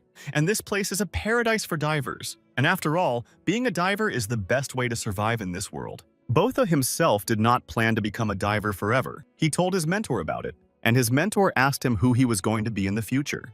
And Botha said in all seriousness that his dream was to become a harpooner. The mentor was surprised and asked how the boy wanted to become a harpooner in a place where there are no sea monsters, let alone here, where he would starve to death because of such a profession. Although he is still a child, let him look at the guards at their fortresses who do nothing and get paid. It is still better than being a harpooner. Although the mentor recalled that they once had a boy who dreamed of becoming a harpooner, and he ran away saying that he would become one just like Botha said now. The man thought about it, remembering the guy's name, and said Brun. Botha also knew this harpooner. He belonged to Kana's team. It was a discovery for the boy that Brun used to live in the Oasis seaport. And then Botha asked his mentor why he was still going with him. Didn't he have his own business? And the mentor replied that they should drink in honor of his failure. That's how they walked together after the test and met Lita, who called out to her brother when she saw him from afar. The girl has already grown up and began to turn into a real beauty. Botha's mentor, Mr. Mao, greeted her happily. Botha came closer to his sister, handed her the fish he had caught, and asked where Kana was, to which Lita replied that she did not know. She had not seen her for a long time. When Mr. Mao heard that Kana was gone, he was very upset, and Lita asked if he had come here to see her. Mao became sad, and in the meantime Botha went to their house, opened the door, and said that he was home. But when Botha went inside, he saw a cup of hot tea on the table and realized that Kana was still at home. He immediately realized that she was attacking him, so he was alert and managed to avoid her unexpected attack. And then Kana came out and told him that everything was fine, and he started moving much faster than before. But Botha asked her to wait a bit, but the girl didn't listen to him and rushed back into the attack. She asked if all he could do was defend himself, and the guy said that he asked her to wait a bit. And Botha managed to catch the moment and say that they had a guest today. Suddenly, the door to the house opened and Mr. Mao came in, saying happily that he had heard Kana's voice. And then the girl abruptly fell to the floor, covered her face with her hair and hands, and Botha stood over her holding a stick. Then Kana raised her head and said in a quiet, trembling voice how good it was that Mr. Mao had come here. The man looked at Botha, who stood clutching his stick, and suddenly hit him in the face, saying how dare he hit his sister. Then he continued to attack the guy, and shout that he had a much better opinion of him, but Botha tried to justify himself by saying where Mr. Mao saw a defenseless girl to whom he was talking about being sensitive. Kana told Botha to be quiet, and Mr. Mao began shaking the boy, saying that he would teach him a proper lesson. Meanwhile, in the depths of the ocean among the ruins, researchers continued to search for treasures, sometimes planning explosives to break the wall and make a passage inside. Entering another ruined building underwater, the men said to each other that it looked like they were here for the first time and no one had been here before them. Looking around with flashlights, the travelers realized that this place was untouched and completely undisturbed. One man told the other not to bother with the cheap material. There was only a pile of garbage and nothing else, just dead weight. And the other one sighed and said that if only they could hit the jackpot the way Jocko Gusto's team did. The first man said that whining would not help the cause, so he started to help. The washing machine in front of them was not the first of their finds. Suddenly, another man was attacked unexpectedly, insidiously wounded from behind and knocked over, and his partner asked in shock who the perpetrator was. However, he was also wounded by it and died, and before the end, he saw that their attacker had a hole in his helmet. Meanwhile, night fell and a violent storm arose at sea, with the sky pouring down like a bucket and the waves rising up to the windows. Lita was very afraid of this. She was shaking and Kana tried to calm her down. She said that everything was fine. The storm would soon be over. However, Lita said she was still very scared and asked if she could sleep with her tonight. And Kana said that nothing good would come of it because her bed was not designed for two people. But little Lita had already come to her and climbed on the bed and said that they just needed to snuggle up tightly together and there would be enough room. Then Lita sadly recalled that her father always hugged her before going to bed when a thunderstorm started. Then Boda shouted from his bed in anger at how long his younger sister would talk about her father, and tears welled up in the little girl's eyes. Meanwhile, Lita hugged Kana and said that she was like a sister to her. They eat together and sleep together as if they were a real family. At the same time, Kana was remembering her family, her mother and father, with pain in her heart. Many years ago, she lost them after being attacked by a giant sea monster. Then her soul became hardened and she wanted to forget all these good memories of the past. Because it is extremely sad to remember this, to remember the crying face of my mother, who, along with other people, is being devoured by a terrible monster. And then the same monster grabbed her father and ruthlessly destroyed him right in front of his daughter's eyes. These memories are extremely painful. She partially managed to get rid of those memories to avoid hurting herself, but sometimes Kana wondered what it would be like to have a family of her own. When little Lita fell asleep, the girl stroked her head lightly and she felt a sense of family. And finally, the night passed and a quiet morning came. Botha had woken up in the morning and decided to practice a little bit, and Kana approached him. Botha told her that he was ready to train and ready to fight anytime it was necessary, but the place was not right, and the harpooner asked him if it was too peaceful for him. And the guy exhaled and said that it really looks like it's too quiet and calm here. Then Kana was sincerely surprised. She said that he had strange thoughts, and that peace and quiet was such a problem for him. And then Botha was indignant, saying that he didn't even know how much stronger he had become because all he was doing here was just training, and he wanted to prove himself for real. Then Kana asked him if this was really what he wanted, just to prove himself, to prove something to himself. At first, he said that he just wanted to test himself, to be sure of himself, and to know what he was worth. And Kana told him that there are harpooners who recklessly risk their lives just to get more stars. Greed, pride, vanity, all these unworthy things control them in their activities. But such people are always the first to die because of this way of acting. And finally, Kana told Botha that he should never repeat or make the same mistakes as those people. Suddenly, they saw some commotion on the shore. A bunch of people gathered around something, while others were still arriving and actively discussing something.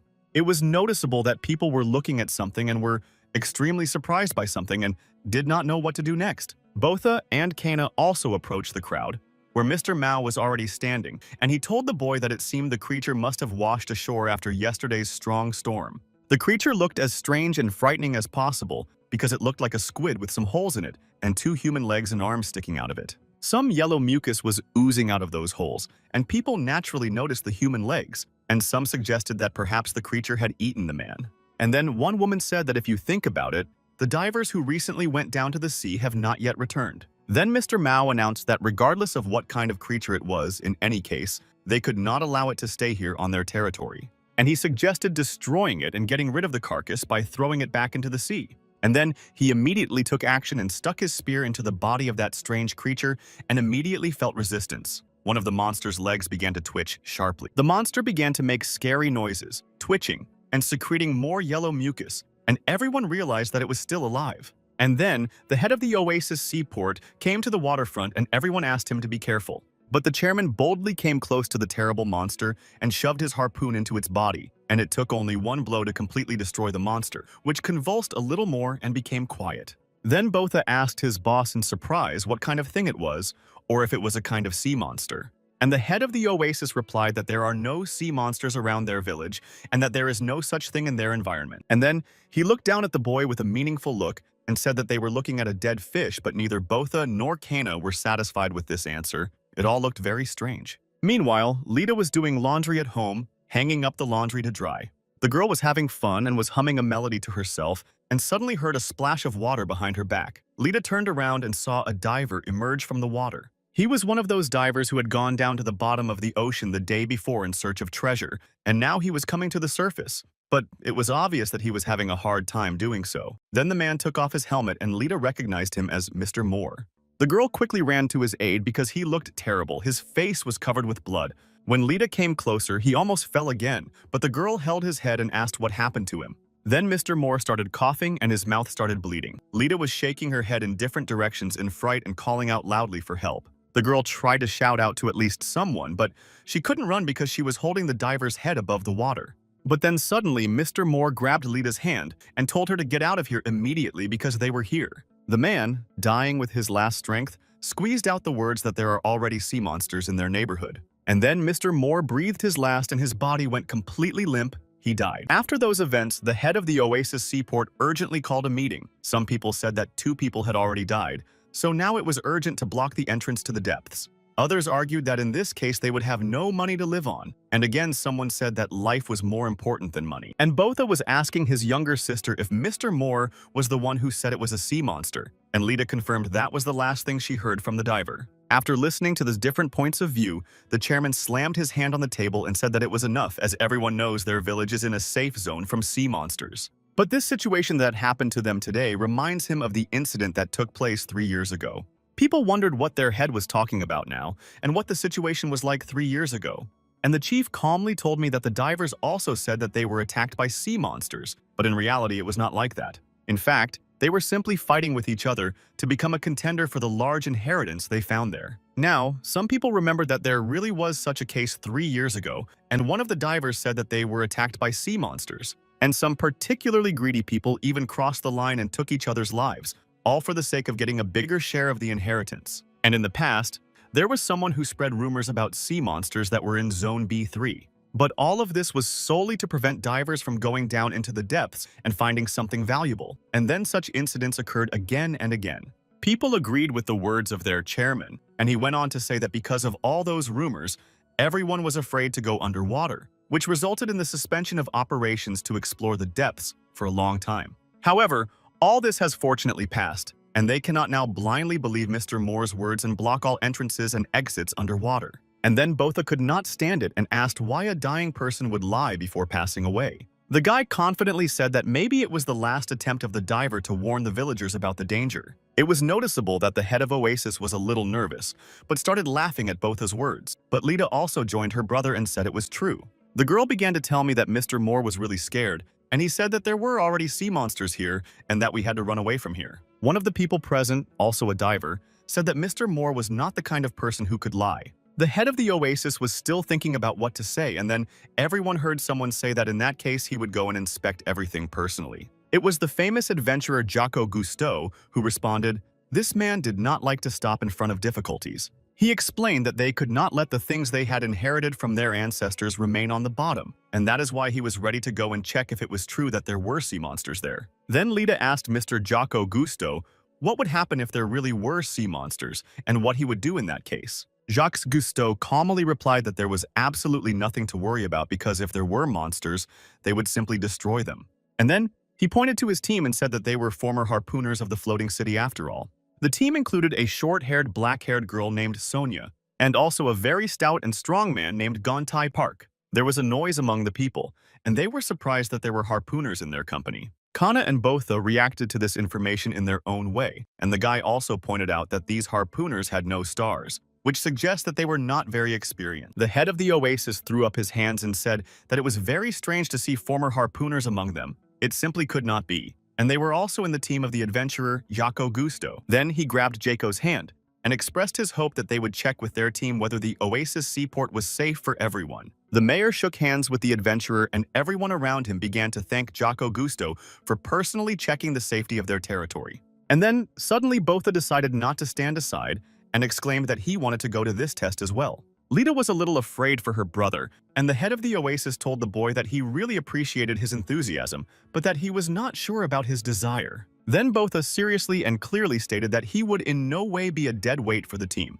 And wouldn't it be better if another person joined them on this expedition? Jaco Gusto did not mind taking the boy to the team, saying that in a pinch they would now have someone to carry their things. The harpooner Sonia approached Botha and smiling quietly told him that he was a pretty nice guy, and Botha asked her what she meant by that. And then Sonia grabbed the guy by the face, licked his cheek and told him not to worry because she would be the one to protect him. Botha remained stunned, and Gontai Park told his partner to stop teasing the poor guy, but Sonia replied that she wasn't teasing him and that she was being serious. Then she looked at Botha again, and it was clear that she liked him. She said that this guy looks like a wonderful man. Gontai Park asked where this boy looks like a man, and Sonia replied that she just relies on her female intuition. After Botha's announcement that he wanted to join Jaco Gusto's team, some divers said they would also go on a scouting trip. They explained their desire by the fact that they had worked with one of the victims, namely Tejo, for the longest time, and therefore wanted to at least return his body to land. Jacques Cousteau agreed to take them as well and said that they would probably be enough for now. After the meeting, the adventurers agreed to go on a reconnaissance the next day. When the day came, Botha put on his gear, took his father's sword, and was ready to go on a scouting mission when Lita ran up to him. The girl was very worried about what would happen if there really were sea monsters. However, Botha calmly and confidently looked at his younger sister and told her that this was exactly why he had to go there. After all, he could not miss such a chance for himself, but little Lita could not understand why her brother called it his chance because he could die there. Then Kana intervened in their conversation and asked the boy if he really wanted to go there for this reconnaissance, and Botha answered in the affirmative. Then Kana came closer to him and sincerely wished him success in this difficult task, even though Lita still disagreed with them. And Botha was very excited about this challenge for himself and promised the girls that he would be back soon. Meanwhile, the submarine on which Jacques Cousteau's team was to go underwater was ready and waiting for the boat. Little Lita looked into Kana's eyes and asked why she didn't stop her brother, to which the girl replied that she couldn't do that. She explained that the boy is now making his own way in this world and no one should interfere with him. And especially since he has already grown up and is becoming an adult, this needs to be understood and accepted. Meanwhile, the submarine with Jaco Cousteau's team on board was slowly descending into the depths of the world's oceans. Sonia started hitting on Botha again. She tried his biceps and said they were very strong and asked if he was working out. Then the girl boldly said that it was quite cramped here, so would Botha mind if she sat on his lap, but such actions and words only frightened the guy. He did not understand why she was doing it. And then, suddenly Botha thought that maybe such courtship from Sonia meant that he was extremely handsome. One of the crew members asked the captain in advance to understand him correctly, but he wondered why a stranger like him would go so far to help them.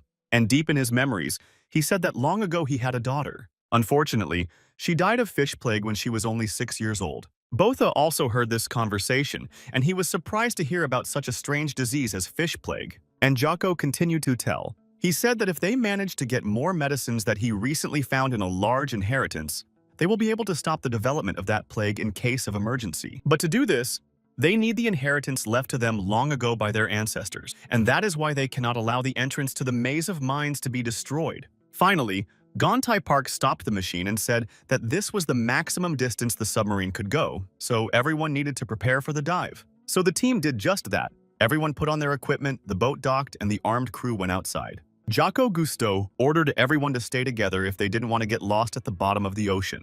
This was Botha's first challenge, and he was ready to immerse himself in the work. The main task of their team is to find a person and confirm or deny the presence of sea monsters. At the headquarters of the Oasis seaport, the radio operator was in constant contact with Jaco Cousteau's team as soon as he reported to the head that the search team had arrived in the D7 area. And then one man standing next to the chief asked quietly what would happen if the search party found the same place. But the head said that there was no need to worry about it, because no one has ever found the same place, let alone returned from it alive to tell about it. Meanwhile, Jaco Cousteau's team slowly moved further along the ocean floor step by step, and then they came to a washing machine near where Tejo and Mr. Moore were attacked by an unknown creature from this machine, and Taeho's scrap was still sticking out, which the other researchers recognized. So everyone decided that this must be where it all began.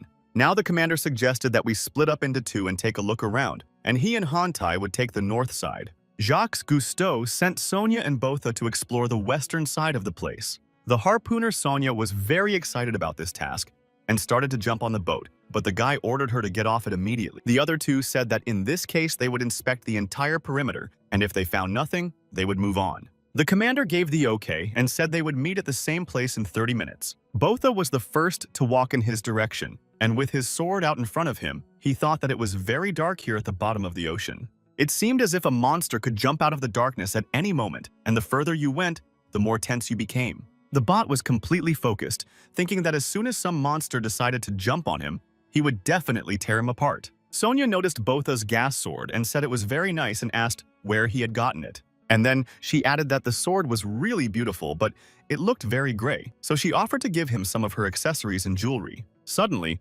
Botha ordered her to be quiet and asked if she heard anything, but Sonia continued to play around and said that of course she heard his sweet voice, but the guy was very serious. Botha urged his partner to be serious as well and told her to be quiet and listen. But Sonia said that she still didn't hear anything suspicious, but Botha focused even more on this strange sound. And he finally realized that the guy was sure it was the sound of dripping water. Sonia was very surprised to hear the sound of dripping water underwater and said that Botya must have just imagined it. But the guy insisted on his own way. He abruptly walked forward and told his partner to follow him. They were both moving along some corridor in the middle of the ruins, and Botha kept listening to where this strange sound was coming from. So they have been moving further and further forward, but so far they have not seen anything significant. But suddenly, in one place, Sonia shone her flashlight upwards and they saw a strange thing. The flashlight began to reflect light from the surface water, and it was all happening deep at the bottom of the ocean. Again, those drops of water were heard, and then Botha and Sonia swam upward and soon emerged in the middle of a cave. Then they got out of the water and started to move further along the land, and the sound of falling water drops was heard again, and Botha asked his partner if she could hear it now, and Sonia was extremely surprised by what she saw. Then the guy carefully took off his helmet, and Sonia did the same, and they felt that there was fresh air. Now the partners looked up and saw a tall vault at the top with water dripping down in different places. They were both extremely surprised that such an extraordinary area was hidden under the water on their territory.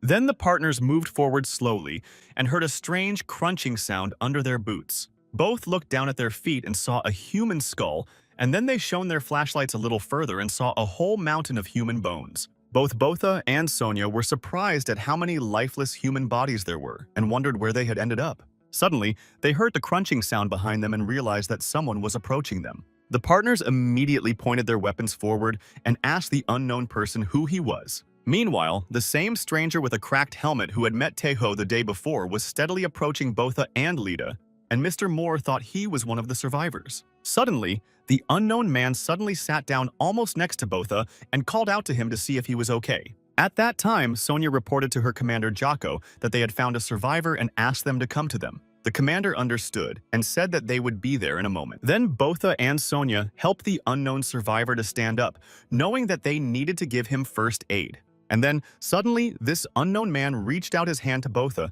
grabbed the boy by the face, and then lifted him high above him.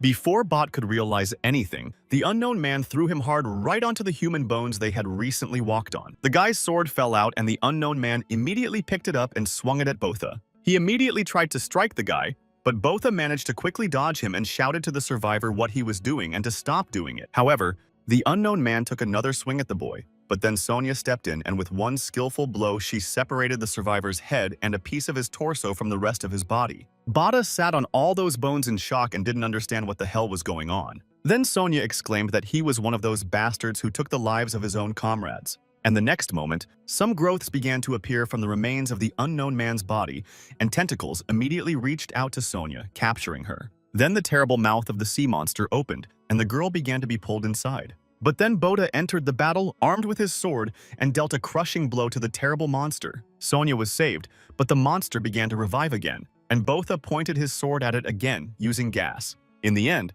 the boy managed to use his sword to nail the unknown monster to the wall. Sonia asked what kind of creature it was. Both of them doubted that it could be such a sea monster because they had never seen anything like it before. However, it resembled the same creature that had been washed up on the land in the village the previous day. The boy remembered how skillfully the head of the village had dealt with that monster and thought that it might mean that the chief knew something about it. The head of the oasis also said very ambiguously that there were no sea monsters around their village. And all these words and actions of their community's chief now made both of very worried, thinking what the hell was going on. While such strange and terrible events were taking place in the ocean underwater, everything was quiet and calm in the oasis seaport as usual. Lita worked in a small restaurant and had just prepared a delicious baked fish and drinks for her customers. The girl looked very beautiful and neat. She served them the dish with a smile and wished them a good meal. The visitors really liked her service. After that, Lita asked them to call her if they needed anything. Visitors couldn't help but admire how nice and kind this girl was.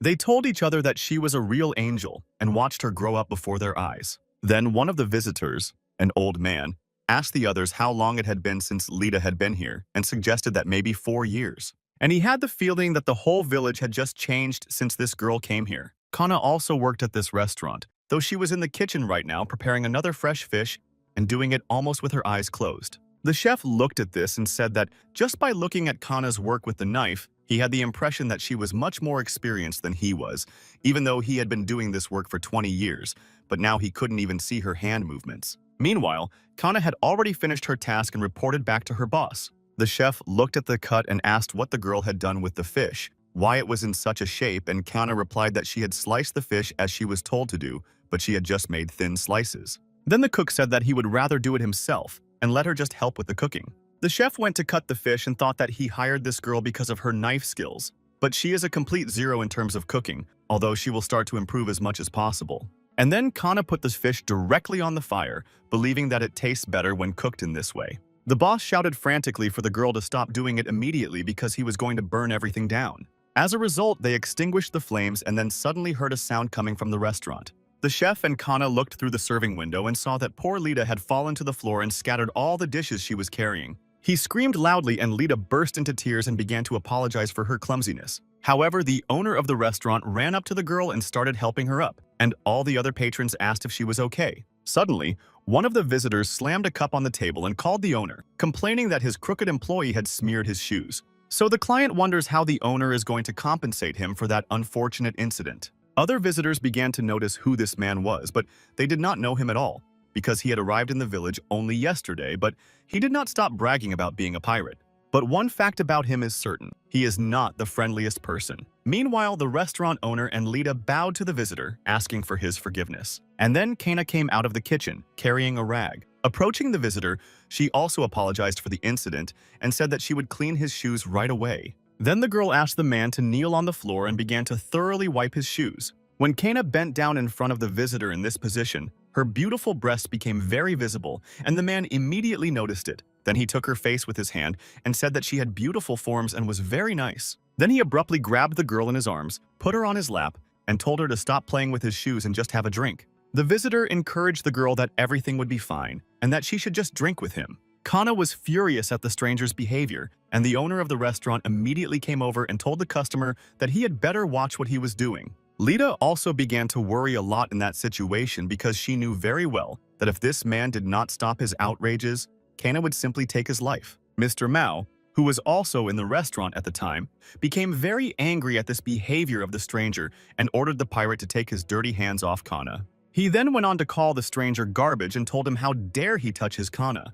The stranger was completely confident in his abilities and began to respond rudely to the remarks made to him. Then Mr. Mao told the stranger to keep his mouth shut or he would teach him a lesson, and then called him a bastard. The stranger got up from the table, and he was a very large man, and told Mao to repeat what he was going to do to him. The pirate, meanwhile, began to stretch his fingers and menacingly asked Mao if he really wanted to give up his life. And then all the villagers present began to encourage Mao not to be afraid and to punch the bastard and show him where the crayfish hide. Since Mr. Mao was very fond of Kana and could not allow anyone to treat her like that, he said that this girl was under his protection and swung his fist at the stranger. And then Kana stabbed the stranger in the side with a very sharp movement and immediately followed by Mao's punch in the bastard's face. When the stranger was about to strike back, Kana quietly tripped him and knocked him down, so the impudent client simply fell to the floor. All of the visitors were really shocked that Mr. Mao had dealt with that huge stranger so quickly, because none of them had even noticed what Kana had done. They said that it was incredible that Mao had knocked out the bastard with just one punch, that it was a great job, and some asked if the man had always been so strong. At first, Mao himself was very surprised that he managed to defeat this big guy so quickly, but he was very proud of himself and said that everyone now saw how strong he was. Then he started joking and telling Kana not to worry anymore because now she was under his protection all the time. He continued to mock for a while, then asked where his beloved was, and the restaurant manager told him that she had long since left. And Kana had indeed left the restaurant long ago, and she and Lita sat on the roof and looked at the blue sky. Lita was very sad. She apologized to Kana and said that she could not concentrate on her work because she was always worried about her brother. The girl patted the kid's head and told her not to worry about herself because she was completely sure that everything was fine with Botha. All this time, Kana watched the boy constantly train and learn new skills. He also worked very hard, even without resting a single day. The only thing she can't be sure of is his audacity. She also knows one thing about Lita's brother very well, better than anyone else. Namely, that Botha has a great talent that he is constantly developing and improving. Meanwhile, underwater, Jocko Gusto's entire team was gathered near the lowered terrible sea monster. Bada really had a lot of talent, which Kana was able to recognize in the guy. Now he was looking at the defeated sea monster and rejoicing in the fact that he had defeated it with his own hands. The guy reassured himself that he had nothing to worry about and that he would succeed because, after all, he was training under Kana herself. So now Botha knew exactly what he was really capable of. The guy has a great talent for hunting sea monsters, and he loves it. Now Jocko Gusto's team was trying to investigate what kind of creature had come across their path here in the depths of the ocean. The captain himself picked up one skull and asked in surprise whether all these skeletons were the work of that terrible creature. Gontai Park came closer to the defeated monster and began to examine it, saying that this creature did not look like a human, but what the hell was it? Park then turned to Botha and asked if it was really true that he had eliminated the monster. And then he came closer to the guy and said that he would regret it if he somehow found out that it was a lie. And then Sonia intervened in their conversation and told Gontai Park to stop talking nonsense because Botha had saved her life. Jocko Gusto then asked the girl if this thing was the only one here. Sonia replied that they did not know for sure and showed them where the monster came from. The captain shone a light in that direction and they saw that there was a tunnel. So one could logically conclude that this terrible creature came from inside the tunnel. Of course, everyone was a little uncomfortable and even a little scared, but we had to check what was in this tunnel. Captain Jocko said that it was amazing. He would never have thought that there was such a structure under their village, and Gontai Park asked what kind of place it could be. The captain also thought about this question because it could not have been eroded for no reason. The tunnel itself was very large and long, and I wondered where it led to and what was at the end of it. The tunnel was about knee-deep in water, and the whole team was moving slowly forward when suddenly Botha heard a strange splash again. He immediately turned around and shone his flashlight on himself, but he could no longer see anything, but he could still hear the splash. Suddenly, the boys' thoughts were interrupted by a loud shout for everyone to look at the new find. The team members shone their flashlights ahead and saw many large boxes ahead of them. These were the large inheritances they were all constantly looking for. The team was shocked to see how many boxes their ancestors had left for their descendants. But the captain said that instead of talking in vain, it was better to look inside those boxes. Then they noticed that all the boxes they found were already open. When they started looking inside, they saw that the boxes were completely empty. And then Botha, who had gone a little ahead, called the rest of the team to come to him. He had something to show them. When everyone came up, they were extremely surprised by what they saw.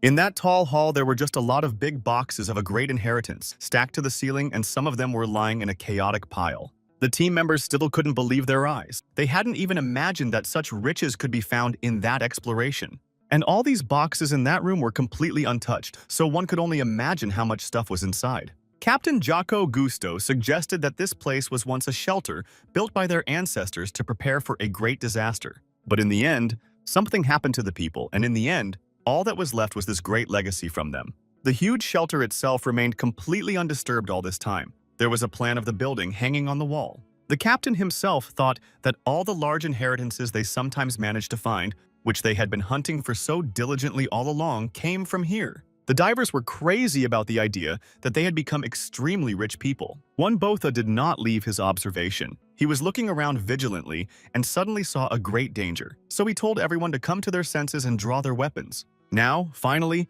everyone looked up at the ceiling and saw that there were a lot of the same creatures they had seen twice before. In fact, those scary creatures were real divers who once went down underwater hunting for great treasures, and until then they were considered missing in the village. Botha said that he had actually seen something similar to this picture a long time ago. And he remembered how, as a young boy, he got into a cave whose walls were completely covered with eggs of sea monsters. So now it's clear that they've fallen into the nest of those monsters. Sonia and Gontai Park reacted more calmly to this information, while the divers were very scared. However, Captain Jacket immediately ordered everyone to calm down and look at the situation soberly. He told his men to pay attention to the fact that all these creatures are still hibernating. So he has a suggestion to get out of here before it's too late. The team had to move as quietly as possible because these creatures reacted to any sound, even trying not to breathe too loudly. Slowly and carefully, the scout squad tried to make their way back to their submarine. He carefully examined the ceiling with sea monster eggs and wondered if no one knew about it or if there were no one who could tell him about it.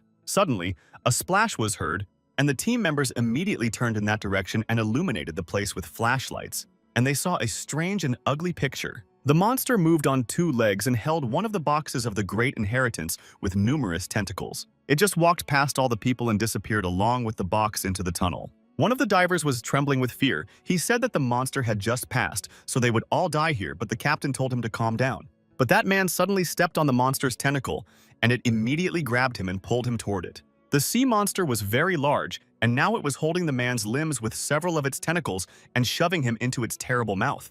In a moment, the man was gone, and only the crunching sound of the monster's mouth was heard, and Jaco Gusto said that it was a cursed monster.